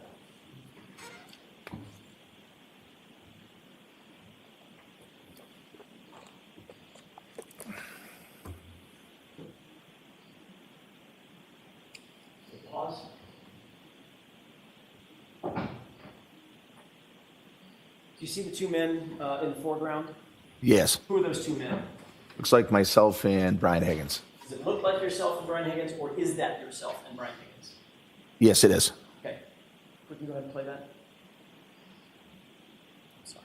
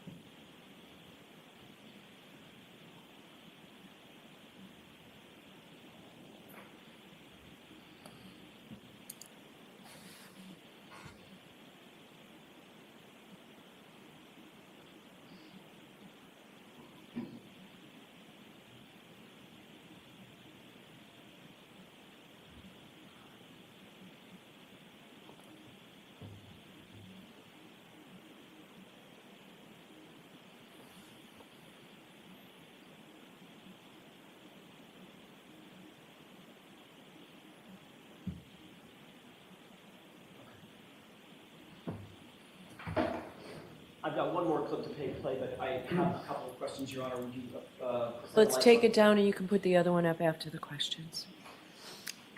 Did you see what was displayed on that video? Yes. Had you seen that before? Part of it, yes. Is that what you and Mr. Lally went over in your preparation for your testimony? I don't think that we went over it, but he showed me a quick clip of it. When you say he showed you a quick look, did he ask you questions about it? I don't think so, no. Did you give him any answers about it? No, Any explanations? no, just, He just showed you the clip and? yeah, he just said, yeah, it looks like we were fooling around. Okay, so you did make an explanation, you've given him Yeah, an explanation for it. right, I said, I think we were just fooling around. Okay, which is the same thing you told us this morning, right? Right, Just fooling around.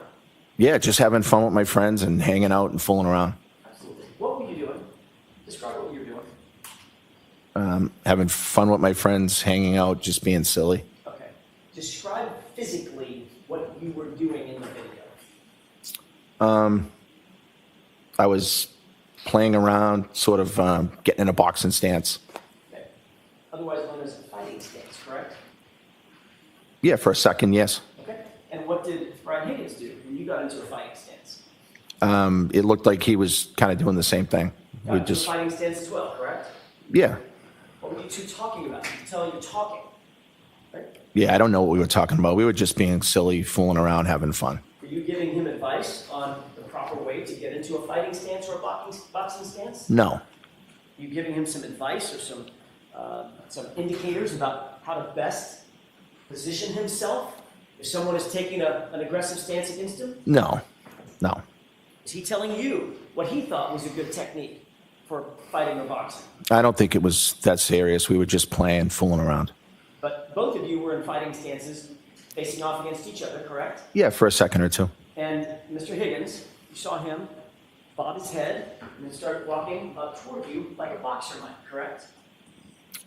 Yeah, yes.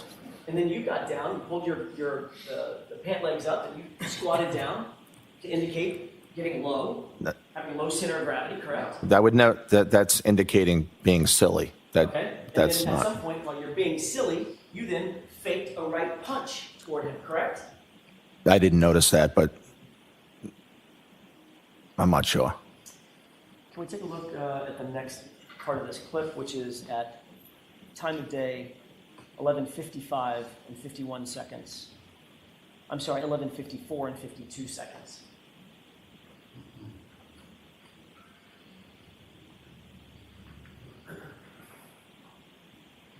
Pause it.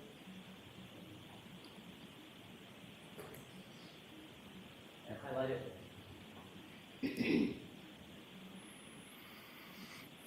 Okay, there's several individuals crowded around a table. Can you describe where you are and where Mr. Higgins is? Brian Higgins is the guy on the right with the hooded sweatshirt and the emblem on the back. I have a pointer. Do you want me to use it? That'd be great. That'd be great. So that's Brian Higgins, and that's me. Okay, we can go ahead and play this.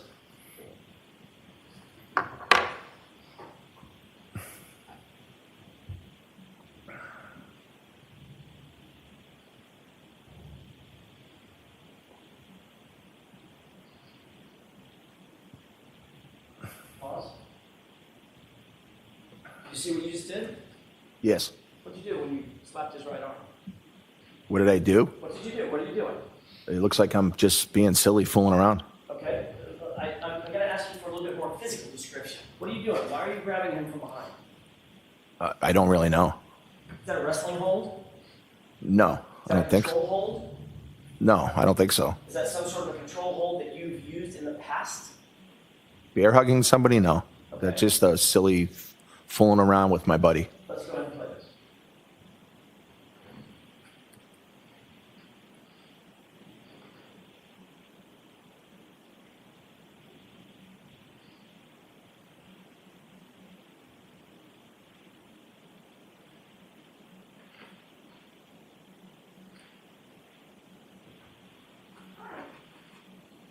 Stop it. Do you see what Mr. Higgins just did? I did, yeah. When you let him go, what did he do? I don't know. He did some kind of, I don't know, he pretended to knee me or something. Knee to the abdomen? Yeah, I don't know if it made contact or not, but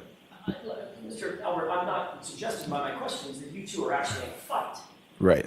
I'm asking what he's doing. Does it seem to? Yeah, I don't- You that he's playing like or practicing like techniques in fighting. I don't know what his intent was. It looks like he's just fooling around, just like I was. But if a grown man walks up to you, grabs you from behind, and puts a knee up to your solar plexus, that's probably not the same as a high five, right? What is your question? In other words, it looks like he's practicing some sort of fighting technique. Practicing? That's not how I see that. How would you describe it? I would just describe it as him fooling around. We're in the bar together. We're good friends, and we're just being silly and fooling. That's all. There's a number of people in that bar. You would agree with that? Yes. You see anybody else in that video at any time getting physical with one another? Objection. How much of this video have you actually watched? Not much. Okay, then let me ask a different question. From your memory of that night, who are the only two people in the bar that seem to be getting physical with one another? Objection. Can you answer that? Sure. The only person I remember being physical with was fooling around with Brian. Okay, play it just a little bit longer. We're almost finished.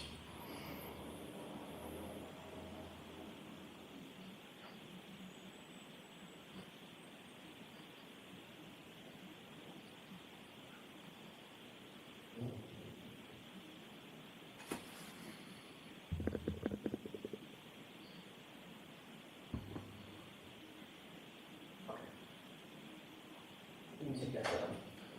Did you see the rest of that video? Yes. No question that you two are being friendly with one another, correct? Yes. You would agree with that. Yes. But there's also no question that of all the people in that bar, the only two people that appear to be imitating fighting are you and Mr. Higgins, correct? In that video, yes.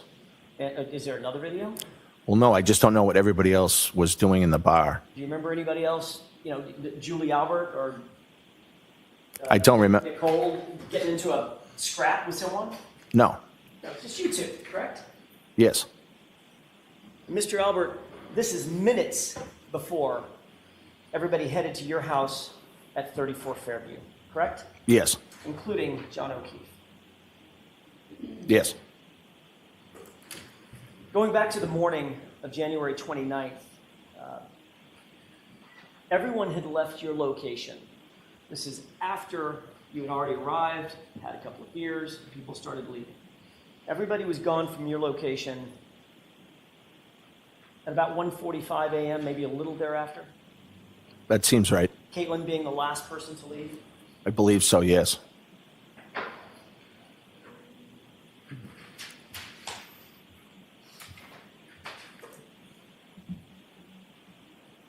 What did you do to get ready for bed, to settle in?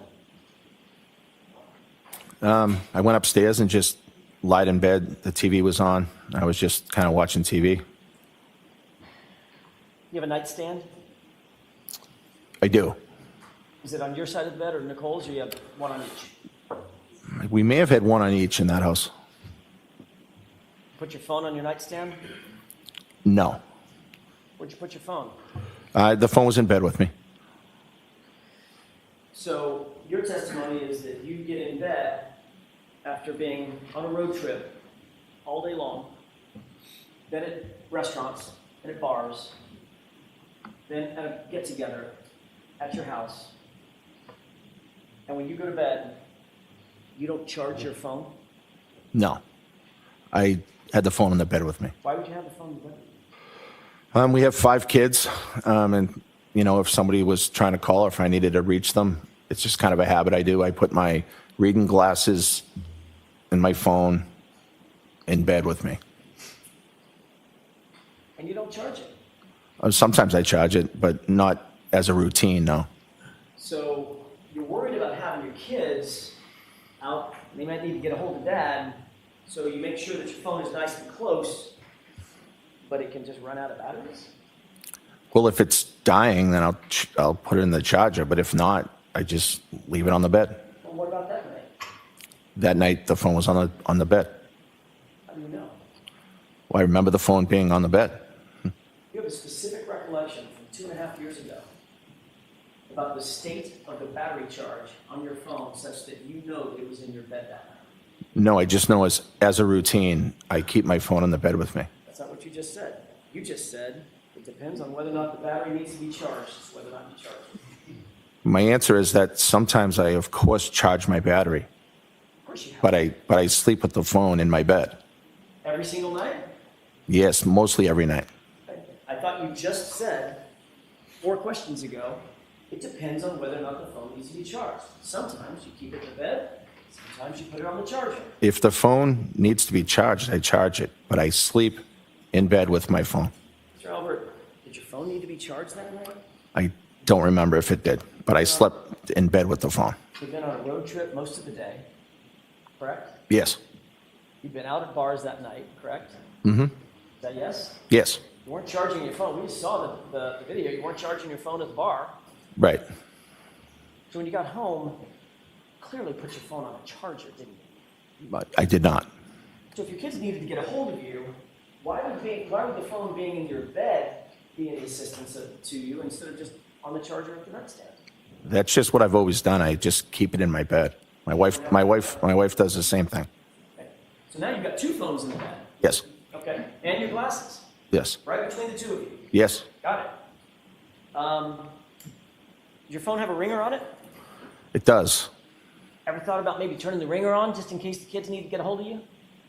Sometimes it's on vibrate. Sometimes it's on ring. It depends. Yeah. Depends on you. You just put it on ringer. Wouldn't that make more sense to go to bed, put it on ringer? Objection. Can you answer that?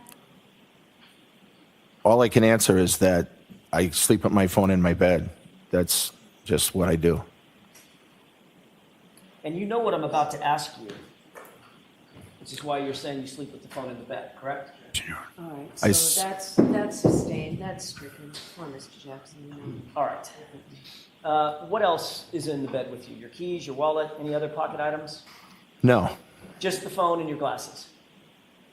Yes. And Nicole's phone, Yes. right between the 2 of you. Usually, yes. What about that night? Yes. Sir, did you make any phone calls after you went to bed between the hours of 1:45 a.m. and 6:30 a.m.? Yes. Who did you call? I inadvertently called Brian Higgins. What time? I don't recall the exact time. After 2. 2:22 and 35 seconds. Does that sound familiar? Yes. Did you speak to Brian Higgins at any point between 1:45 a.m. and 6:30 a.m. that night? No. You say you inadvertently called him at 2:22 in the morning. Yes. How did you inadvertently call him? Well, I don't know because it was inadvertent. So I have to explain that. Well, it's kind of like a butt dial. Kind of like a butt dial. All right. How long have you used an iPhone? A long time. As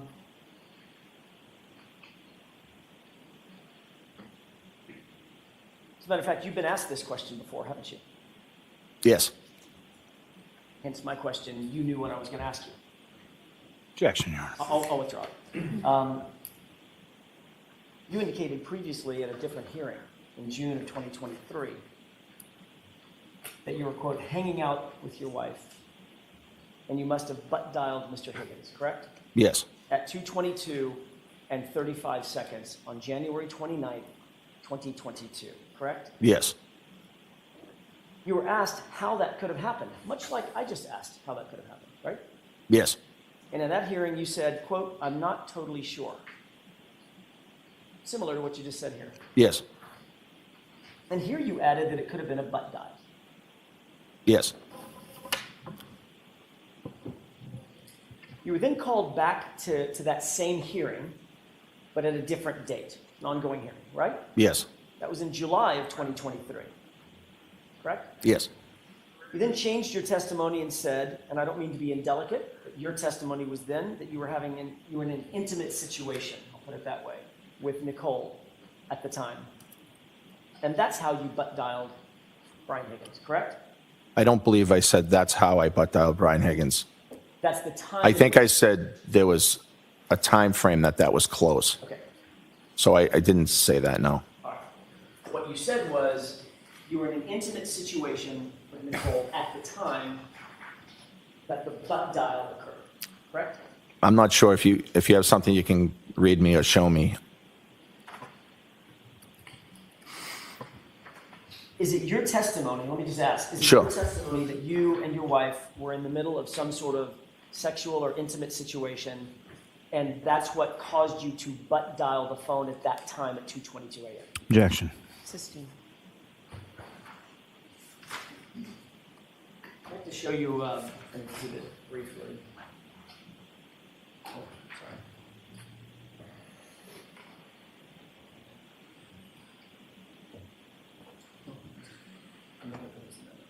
They have just one more. Yes.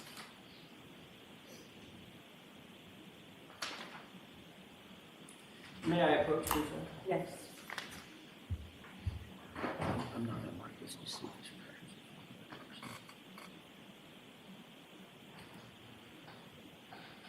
Sir, I just want to find out if this refreshes your recollection. Look at lines 11 through 13, and then let me know when you're prepared.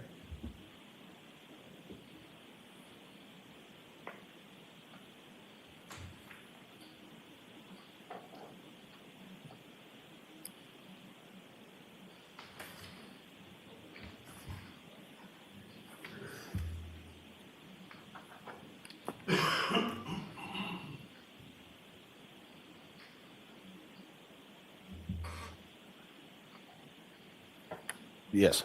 Thank you. May I approach? Yes.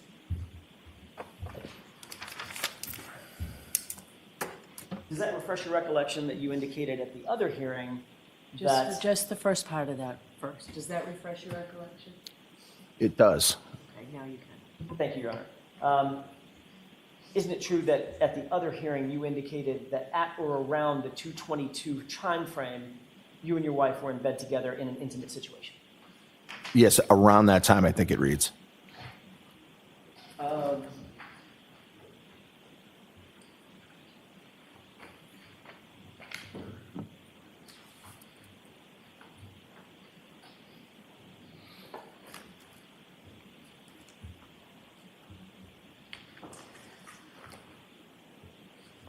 May I approach briefly, Your Honor? Yes.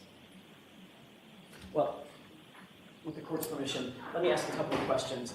Do you recall every call that you made between, say, 1:45 a.m. and the next couple of days? Do you remember every single one of those calls? No. Do you think it would refresh your recollection to look at a log of those calls during that time frame, if we're going to discuss those? Yes. May I approach, Your Honor? Yes.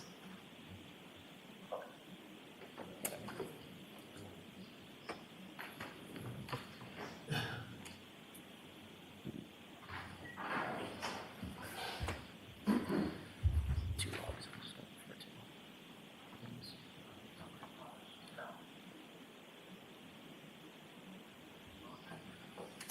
I may not even get to hands. 1 minute. I'll show it to her.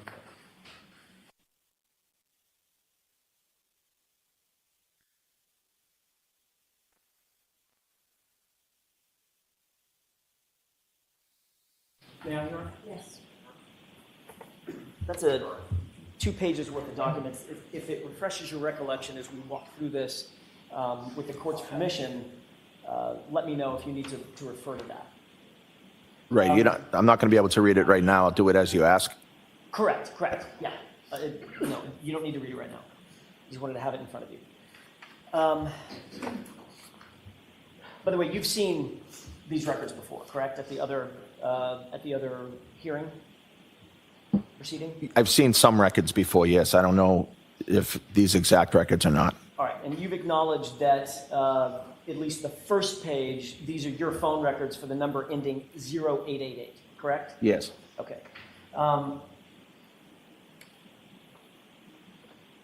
And these are call records from January 29th Yes.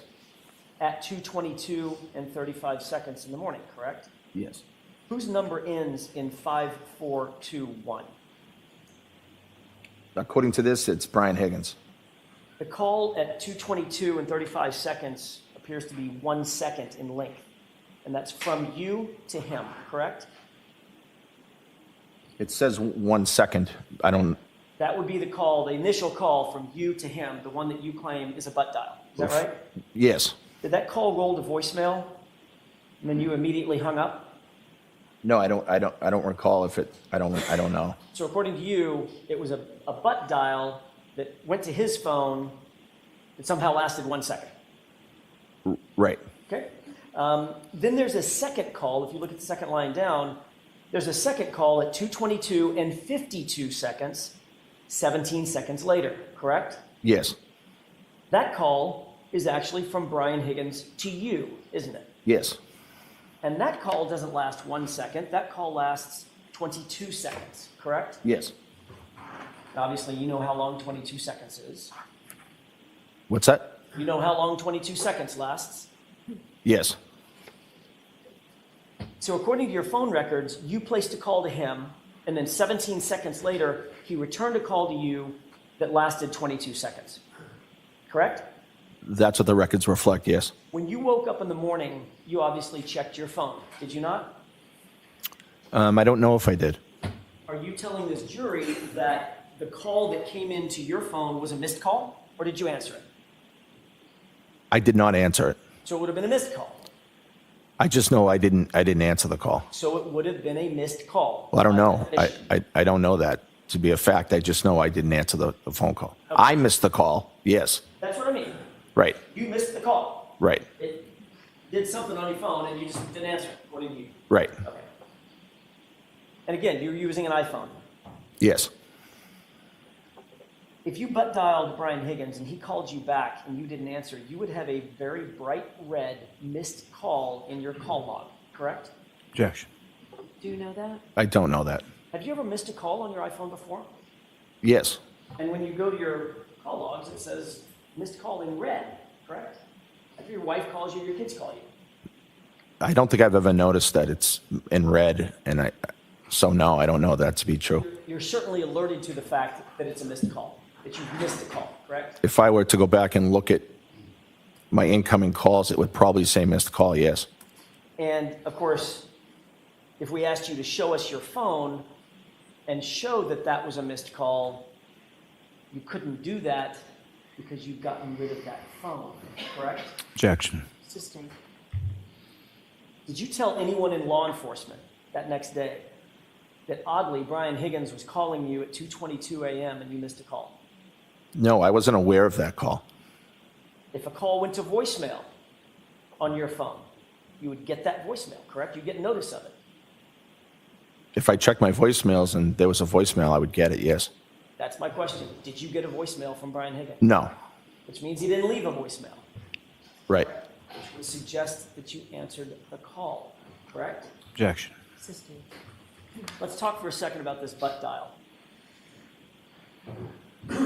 You went to bed and you closed and your phone was you closed and locked your phone, correct? Yes. I don't want you to tell me what the passcode is, Mr. Albert. That's important. I want to make sure you understand. I'm not asking you to tell me what the passcode is, but at the time, was your passcode a 4-digit or 6-digit passcode? 4, I believe. And that locks the phone when it's not in use, correct? The phone will lock after it's not used for a while. I don't know the exact timing of it. You're exactly right, Mr. Albert. I said it backward. The Right. phone automatically locks. You have to use the 4-digit passcode to unlock it, correct? Well, no, I also have face recognition too, so it can open that way without any passcode. We'll get to that in a second. The phone locks when it's not in use, correct? Yes. And then to make a call, once you open the phone, either through facial recognition or through the passcode, then you have to tap on the phone app in order to open up the phone app, correct? Yes, I believe so. Once you open up that phone app, there are only 3 ways that you can initiate a phone call. Favorites, recents, and contacts, correct? I don't know that. If you tap on a contact, that opens up the contact page or the contact app, right? You know that. Yes. It's where all your contacts are. Yes. They're alphabetized. Yes. You have to either scroll through or do a search and type in the name of the person you're looking for. Right. You didn't do that, did you? No. If you tap favorites, if you have favorites listed, there's a list of favorites. You have to scroll through and tap the one that you want to call, correct? I think so, yes. I'm not totally aware of that, but And if you tap on recents, those are the recent calls that you've had, you've either received or made. And of course, you have to tap on the contact in the recents list that you want to call, right? yes. And then, of course, you would have to tap again to end whatever call you initiated, right? Yes. I mean, you don't just say goodbye. You got to say goodbye and hang up. You got to tap it to hang it up. Right. So would you agree, from a closed and locked phone, there is no physical mechanism by which a person can hit one button and make a phone call? Objection. Sustained. No, it's different. Are you saying that from your closed and locked phone, you inadvertently tapped your phone one time and that initiated a butt dial to Brian Higgins? Objection. Is that what you're saying? No, that's not what I'm saying. Tell me what you're saying. How I did you butt dial Brian Higgins I don't know. at 2:22 in the morning? I don't know that the phone was locked. I could have been looking through my phone. I butt dial people often and make inadvertent calls. I could have hit a last call from him by accident, thus calling his phone. So you were actually awake and on your phone at the time. I was awake, and I could have been looking at my phone. So, Mr. Albert, how'd you miss the call 17 seconds later? Well, my wife was in the room with me, and we were hanging out, and I never got the second call from him. So I'm not sure what time he called. I'm not sure what I was doing at that second, but I don't know. But it didn't go to voicemail. Well, I didn't get a voicemail from him, no. So it didn't go to voicemail. Well, I don't know that don't know that it didn't go to voicemail. I just know that I didn't receive a voicemail from him. So if you, okay, you're I mean, we're all guessing here, but I mean, he could have called voicemail. we're not all guessing Well, here. you are, because you don't know if he left a voicemail or didn't, or at least got voicemail and then hung up the phone. I think one of us is trying to guess. Objection, Your Honor. Sustained. You know what? I want to see counsel sidebar for just a second, please. Are you now saying that your phone was open and unlocked at 2:22 a.m.? I'm saying it could have been. Are you saying that it was?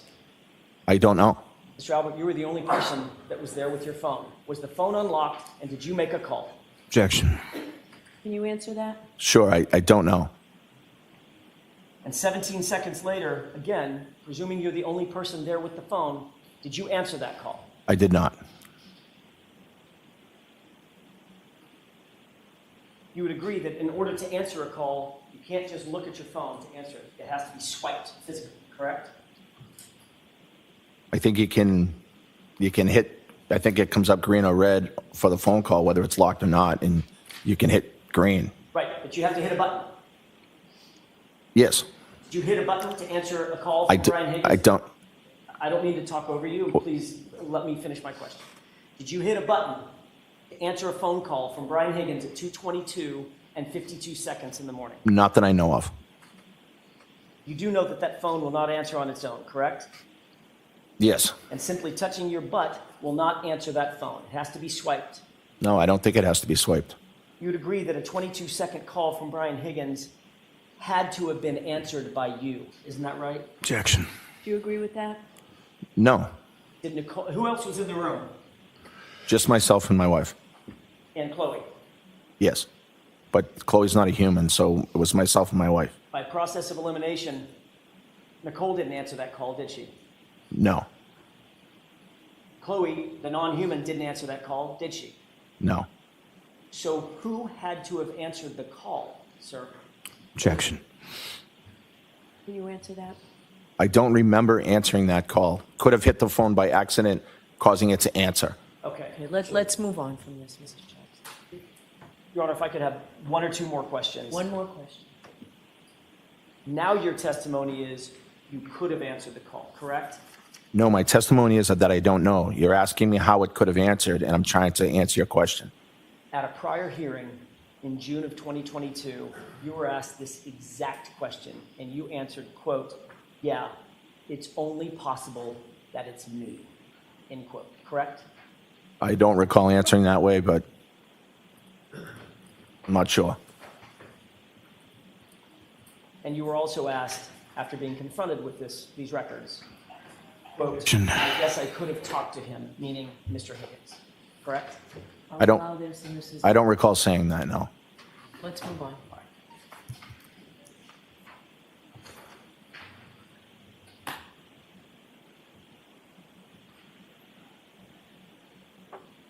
Did you have any conversation with Brian Higgins about a 2:22 a.m. phone call? That next morning, while everything was going on, I mentioned to Brian that I may have butt dialed you last night. Sorry about that. Did the two of you agree that you were going to both say those calls were butt dials in order to cover up those calls? Objection. You can answer that. We did not say that. But let's be clear, since then and now, you've gotten rid of your phone, correct? I upgraded my phone, yes. And since then and now, Brian Higgins has gotten rid of his phone, and you're aware of that as well. Yes. By the way, you indicated that you were awakened in the morning by Jen McCabe about 6:30, correct? Yes. And when you woke up, you said you grabbed your phone to make a call. Is that right? No. Isn't it true that you grabbed your phone and made a call at 7:20 in the morning? Yes. But that's not when I was awoken by my sister-in-law. Sorry, that wasn't my question. After you're awake and you're up, you Right. started making calls. Right. My question is, what was the first call you made at 7:20? Can I look at this? If that refreshes your recollection, with the court's permission. Yes. At 7:20, I called Brian Higgins. Mr. Albert, you have 6 siblings and 5 kids, right? Yes. You have in-laws, cousins, huge family, correct? Yes. But on the morning you find out that John O'Keefe is laying dead or dying on your lawn, the first call you made at 7:20 was to Brian Higgins. Is that right? Yes. The same person you had a call with, or at least the logs indicate you had a call with at 2:22 in the morning, correct? Yes. During that 7:20 a.m. call, did you two discuss the 2:22 a.m. calls? No. Thought you just said that you told him, "Oh, I think I may have butt dialed." Yeah, that was later in the morning when he came to the house. Not on that 7:20 a.m. call. No. What did you talk about on that 7:20 a.m. call? I informed him of what was going on at my house. We were out the night before, and I thought it was important for him to know what had happened. Mr. Albert, I have a couple of more questions about the phones, or the phone usage that morning and in the day, throughout the day. You called Brian Higgins at 7:20 a.m. for 1 minute and 56 seconds, correct? Yes.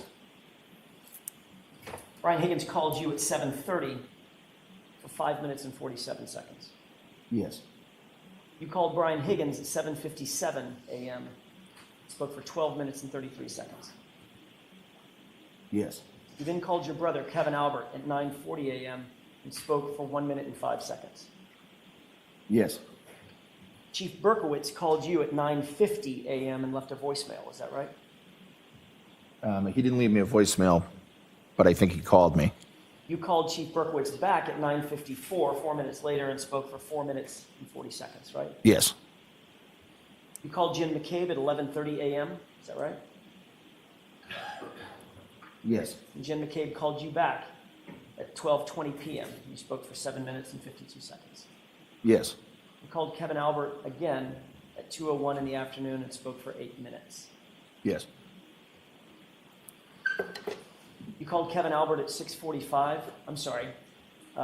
You called Brian Higgins at 3:24 p.m. and spoke for 6 minutes and 5 seconds. Is that right? And if it refreshes your recollection, there's a second page, second log. You'll turn your attention to the 3:24 p.m. time frame. Trying to find it. Take your time.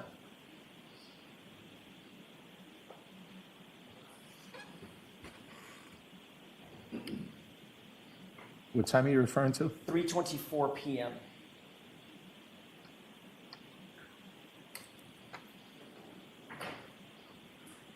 I see it, yes. And there's a second call. You call Brian Higgins at 6:12 p.m. and speak for 1 minute and 7 seconds, right? Yes. And then the third one on that page, you called Brian Higgins at 6:35 p.m. and spoke for 10 minutes and 12 seconds, correct? Yes. Turning back to your call logs, you called Kevin Albert at 6:45 on the next on that same day. Spoke for about 16 minutes. Yes. Then on the next day, January 30th, you called Chief Berkowitz and spoke for 1 minute and 6 seconds. Yes. And the following day, you spoke with Jen McCabe, who called you at 8:04 p.m., correct? Yes. And finally, Chief Berkowitz called you at 1:48 p.m. on February 1st, right? Yes. 3 days later, you spoke again to Brian Higgins at 8:48 a.m. Is that right? Yes. The subject of these calls, Mr. Albert, were all about the fact that John O'Keefe was found dying on your yard, on your lawn, on January 29th, 2022. Isn't that right? I don't know the subject of all these calls, no. You had to have been talking about that event. Of course, it was a horrible situation that was going on. Everybody was distraught, and there were a lot of phone calls. This call log doesn't encompass all the phone calls. No, it doesn't. There are a lot of phone calls being made to a lot of people because of this horrible situation. And the point is, Mr. Albert, those many calls that you've just described, especially as they pertain to Brian Higgins, Jen McCabe, Kenny Berkowitz, your brother Kevin Albert, were those many calls an effort to get stories straight at the time? No, absolutely not. Were those many calls an effort? I'm going to interrupt you, juror. We're going to send the jury out. Mr. Albert, I want to address a couple of quick things that we talked about a little bit earlier. The September 22nd, 2022 date, you recall that date? Yes. That's the date that you indicate that you believe you got rid of your phone or turned your phone in for an upgrade. Yes. Did you watch the proceedings that on this case, the Commonwealth versus Karen Reed, on September 22nd, 2022? No. You were not aware that that was the first date that I appeared on this case when it was nationally televised? Objection. Sustained. Were you aware that that hearing date of September 22nd, 2022 was a televised hearing? Objection. Sustained. What did you know about the hearing date of September 22nd, 2022? I didn't know anything about it. Knew nothing about it? No. Okay. Let me ask a different question. This is going to dovetail into an earlier conversation that you and I had concerning statement that you gave to in June of 2023 to the other hearing. You understand what I'm saying? Yes. I'm fumbling the language a little bit, but you understand the hearing that I'm talking about. Yes. You had indicated a little bit earlier in my questioning that you did not recall saying something to the effect of, yeah, it's only possible that it was me who answered the phone. You remember saying that? That you didn't recall that? Yes. Okay. May I approach, Your Honor? Yes. Thank you.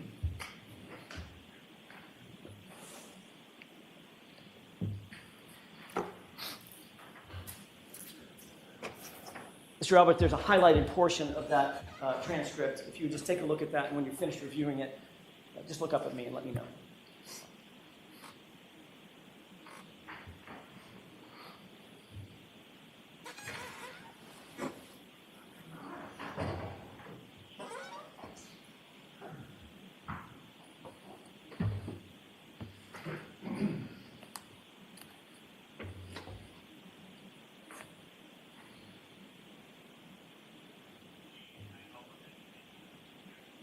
Yes, I get.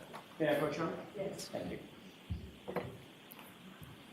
Mr. Albert, did that refresh your recollection as to the colloquy that you had with someone questioning you about this issue in June of 2023?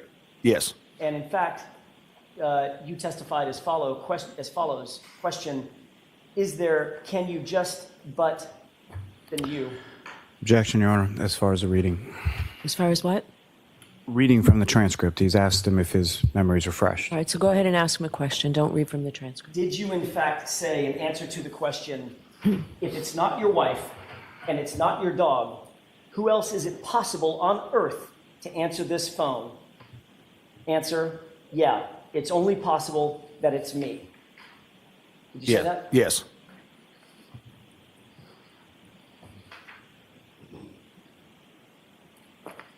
Just before the break, I was asking you about those, as you indicated, many phone calls that you traded between and among your family members and friends, including Brian Higgins. Do you recall that? Yes. Were those many calls an effort to get your stories straight about how you were going to, what statements you were going to give to law enforcement, and how were you going to testify if this case ever went to trial? No, absolutely not. Were those calls, or those many calls, an effort to coordinate narratives between you and your friends and your family? No. Were those many calls in any way discussing the fact of creating a story of mysterious butt dials? Objection. Sustained. Everyone moment, Your Honor? Yes.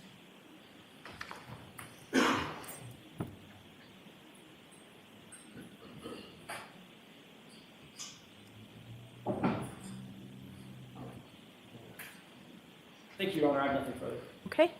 Mr. Lally? Thank you, Your Honor.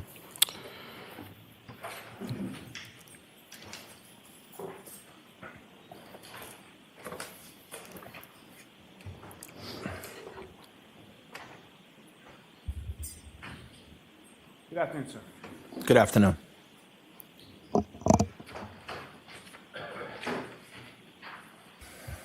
You were asked some questions about the week prior to being at the waterfall. At some point, you were at the hillside, correct? Yes. And you were there with friends and family, is that correct? Yes. You weren't specifically there with either Mr. O'Keefe or the defendant, correct? No, I was not. And same with respect to the waterfall on January 28th, you were there with friends and family, is that correct? Yes. You weren't specifically there with Mr. O'Keefe or the defendant, correct? No, they came unrelated to anything I was doing. And you were shown some video from the waterfall from January 28th in which you were speaking at a sort of section of the table, correct? Yes. And was the defendant the only person in that section of the table? No. There were other people around her, behind her, is that correct? Yes, it looked like there were other people at the table as well as situated right behind where she was sitting. And those other people around her or behind her, those are people that you knew far better on January 28th than the defendant? Yes, those are my relatives and friends, and that's why I was at that location.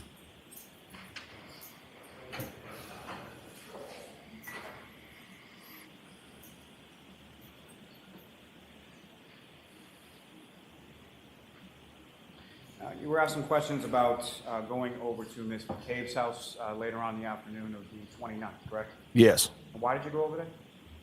I went to Jen's house because she's my sister-in-law. She was going through an awful time that morning, as we all were. And I wanted to be there to comfort her if she needed anything. Because we're so close, I didn't want her to feel like this was too much for her to handle. And again, how long have you known Ms. McCabe? I've known Jen since she was probably 6 or 7 years old. She's like a sister to me. Now, at your home on the January 28th and the January 29th, when people came back after the waterfall, did you at any point in time go into the basement area of your home? No, Did Brian Higgins at any time go into the basement area of your home? not that I know of. Did you see anyone go into the basement area of your home during the time that you were there after coming home from the waterfall? No. Now, you were asked some questions about your dog, Chloe, in that she wasn't great with strangers. What exactly did you mean by that? All I meant was that she wasn't overly affectionate with strangers. She was a heavy dog. Not everybody likes dogs. So if there's going to be people at the house that don't know the dog, they might not particularly want her around them. And were you more concerned about the people in the house that didn't know Chloe, or were you more concerned about Chloe herself? The people in the house. Never has the dog, to my knowledge, been aggressive to anybody except for the time that there was a fight between two dogs. Now, you were shown in Exhibit 66 that was sort of a drawing of your house. Do you recall that? Yes. And had you ever seen that prior to today? No. And do you recall specifically within the drawing or the artist rendering of your house, there were certain lights on around the garage and the front door? I did notice that, yes. And do you recall whether or not those lights were on when you came home from the waterfall on January 29th? I don't recall, but oftentimes those lights are off, and sometimes the bulbs don't even work in them. And when Ms. McCabe comes into your bedroom sometime after 6 a.m. on the 29th, Yes. that was following a day in which you woke up in New York City and went to a funeral, is that correct? Yes, I went to a funeral that morning in New York. And that was for a fallen police officer from the New York City Police Department? Yes, a police officer in New York that had been murdered while on duty, and that was his funeral. And did you know that police officer whose funeral you attended? Objection. The objection sustained. Next question. Now, with reference to, you then drive all the way home from New York to Massachusetts, correct? Yes. And you went out to a couple of different places, had a couple drinks, correct? Yes. And then went back to your home and went to bed sometime around 2 a.m. or so? Yes, after 2. And so about how long had you been asleep from the time that you dozed off to the time that Ms. McCabe comes into your bedroom that morning? Only a few hours, probably 3-4 hours, 3.5, 4 hours. Now, in relation to waking up that morning, you testified that you did not go outside, correct? Yes. And why not? Initially, when I woke up and I was told what was going on out front, I looked out my window and I saw some emergency vehicles. I did not see John at that time. I came downstairs with my wife and she asked, where was John? And Jen said that he was... Sustained. Next question. What was your understanding of where Mr. O'Keefe was when he came downstairs? Objection. Ask it differently, Mr. Lally. In reference to when you came downstairs, what was your understanding of medically what was going on outside your house? Objection. The objection sustained. Was there any reason for you to go outside of your house at that time? No, there was not. At that time, there was no victim out in front of my house. So there was no first aid for me to give. There was nothing I could do. You were asking questions about the sort of bulkhead in the back of your house, correct? Yes. Where is that bulkhead in relation to the bay windows of the kitchen that you were testifying about?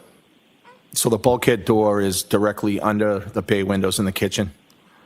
The bulkhead door opens up almost directly into the windows, obviously without hitting them, but it opens up into the front of the bay windows.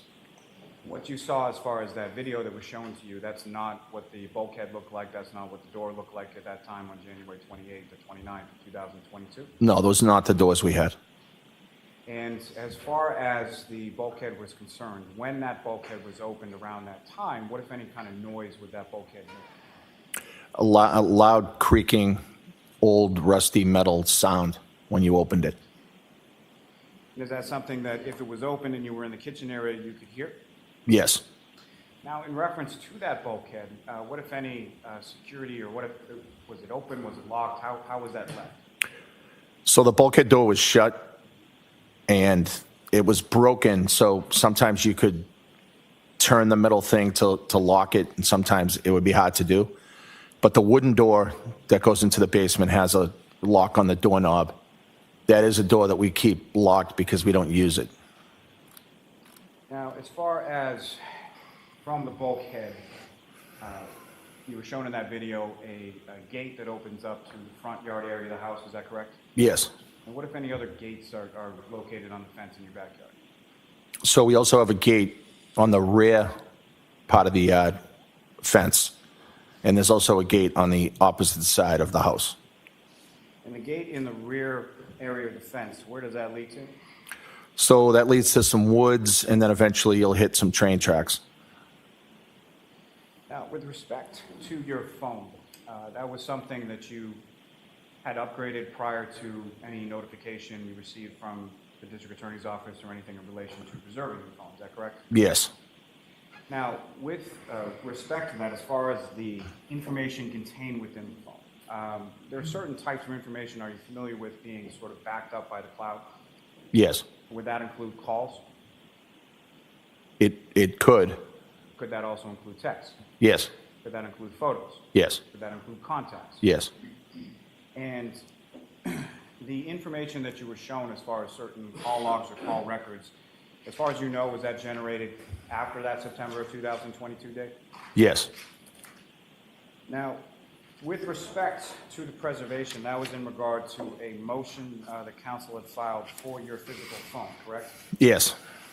Are you also aware of a judge's order denying that repeatedly as far as them gaining access to your physical phone? Objection. I'll allow it. Yes, it was denied on multiple occasions. I'll strike the multiple occasions.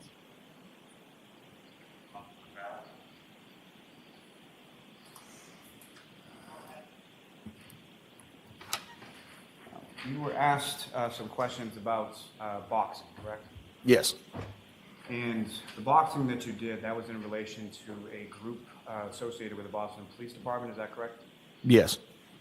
And when was the last time that you were involved in any kind of actual boxing match? close to 20 years ago.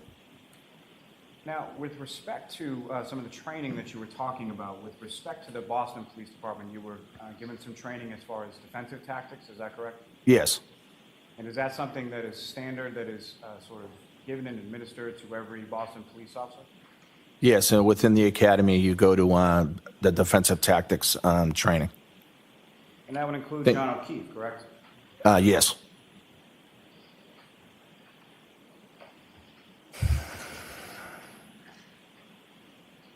Now, as far as your house,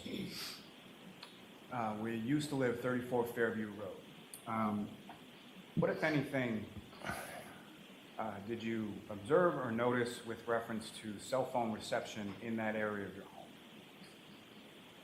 So oftentimes, using the phone within my house, it seemed like it was and it's a slang term, the dead zone for the phone. The reception wasn't great. And is that something that recurred over the time that you lived there? Yes. Now, with reference to the phone, and prior to the intimate moment that you shared with your wife sometime after 2 a.m., do you recall whether or not the phone screen was locked at that time? Were you checking that at that particular time? I don't recall the exact timing, but I know it was opened sometimes and then it was closed, obviously, at some point, but I don't know the exact timing. So the phone may not have been locked at the time that you began that situation with your wife. It may not have been. With reference to the call logs, the phone records that you were shown, to the best of your memory, is that the entirety of the phone calls that you made around that time? No, it looks like it's selective people and numbers. And with respect to those conversations, if you recall, what, if anything, in general terms, were you discussing with either those people in the logs or other people in general? In general, I'm sure there was some discussion about the awful thing that had taken place, and there may have been other calls unrelated as well.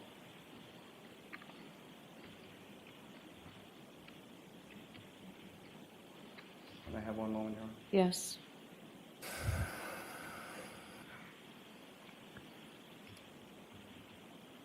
Now, Mr. Albert, on the early morning of January 29th, 2022, did John O'Keefe ever come into your house that night? John never came into my house that night. He would have been welcomed, and the defendant would have been welcomed with open arms had they come in, and I wish they had. I really do. Were you ever even aware that John O'Keefe or the defendant were anywhere in the area of your house during that early morning of January 29th? I was not. I have nothing further on. Very briefly. Okay.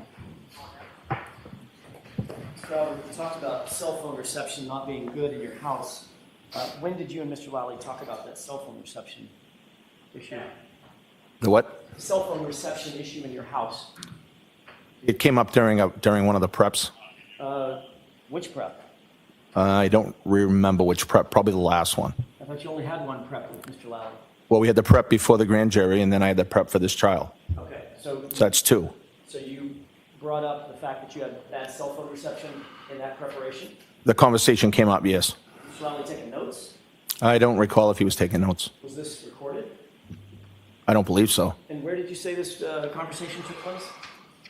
So the prep was at the district attorney's office, which is in Canton. This morning when I asked you, you said you couldn't quite remember where it took place. You're right, I couldn't remember this morning. And I asked you, could it have been the DA's office, and now your memory is refreshed? Yes, What refreshed your memory between this morning and now? I was just thinking about it in my head and reminded myself that it was the DA's office. You caught me off guard when you had asked me. I didn't have it at the top of mind. Did you talk to Mr. Lally over the lunch hour? Briefly, Bring up the fact that you had bad cell reception in your house over the lunch hour? just now, no. What did you talk about over the lunch hour? Just how much time I was going to have left on the stand. That was really about it. So you and Mr. Lally talked about the fact that you've been on cross-examination for 2.5 hours, and your conversation consisted of, you probably got another 10 minutes. Yeah, I think he was going to lunch or doing something, so So you didn't talk about the substance of your testimony? no. He didn't tell you what questions he was going to ask you on redirect? Maybe mentioned one thing he may ask me, but that was it. Like, what was that? Just he was going to ask about what happened at the house in the morning. That's, some of the questions on redirect, that's all. Meaning he was going to ask you the question about whether or not John came in the house? No, not necessarily. He was Just, going to ask you about whether or not you had bad cell reception at the house? no. What was he going to ask you? He was going to ask about the morning of the incident, about coming downstairs and why I didn't go outside. Did he tell you what he thought would be helpful for the Commonwealth? Nope, Did he tell you how he thought you should answer that question? no. He did ask you about a situation concerning the motion to preserve, correct? No. I'm sorry. He asked you on redirect about the motion. Oh, to yes, preserve. yes, And he mentioned that there was a motion that had been denied for the defense to get access to your physical phone, right? yes, You're aware that that motion was denied in October of 2022, correct? yes, You had already gotten rid of your phone a month earlier, hadn't you? yes. And the preservation order from the judge was still in place when you got rid of that phone, wasn't it? No, I believe the phone was upgraded prior to the preservation order. Oh, right. The day before. Yes. Got it. That's all I have. All right, Mr. Albert, you are all set, sir. Okay, thank you. Thank you, Jerry.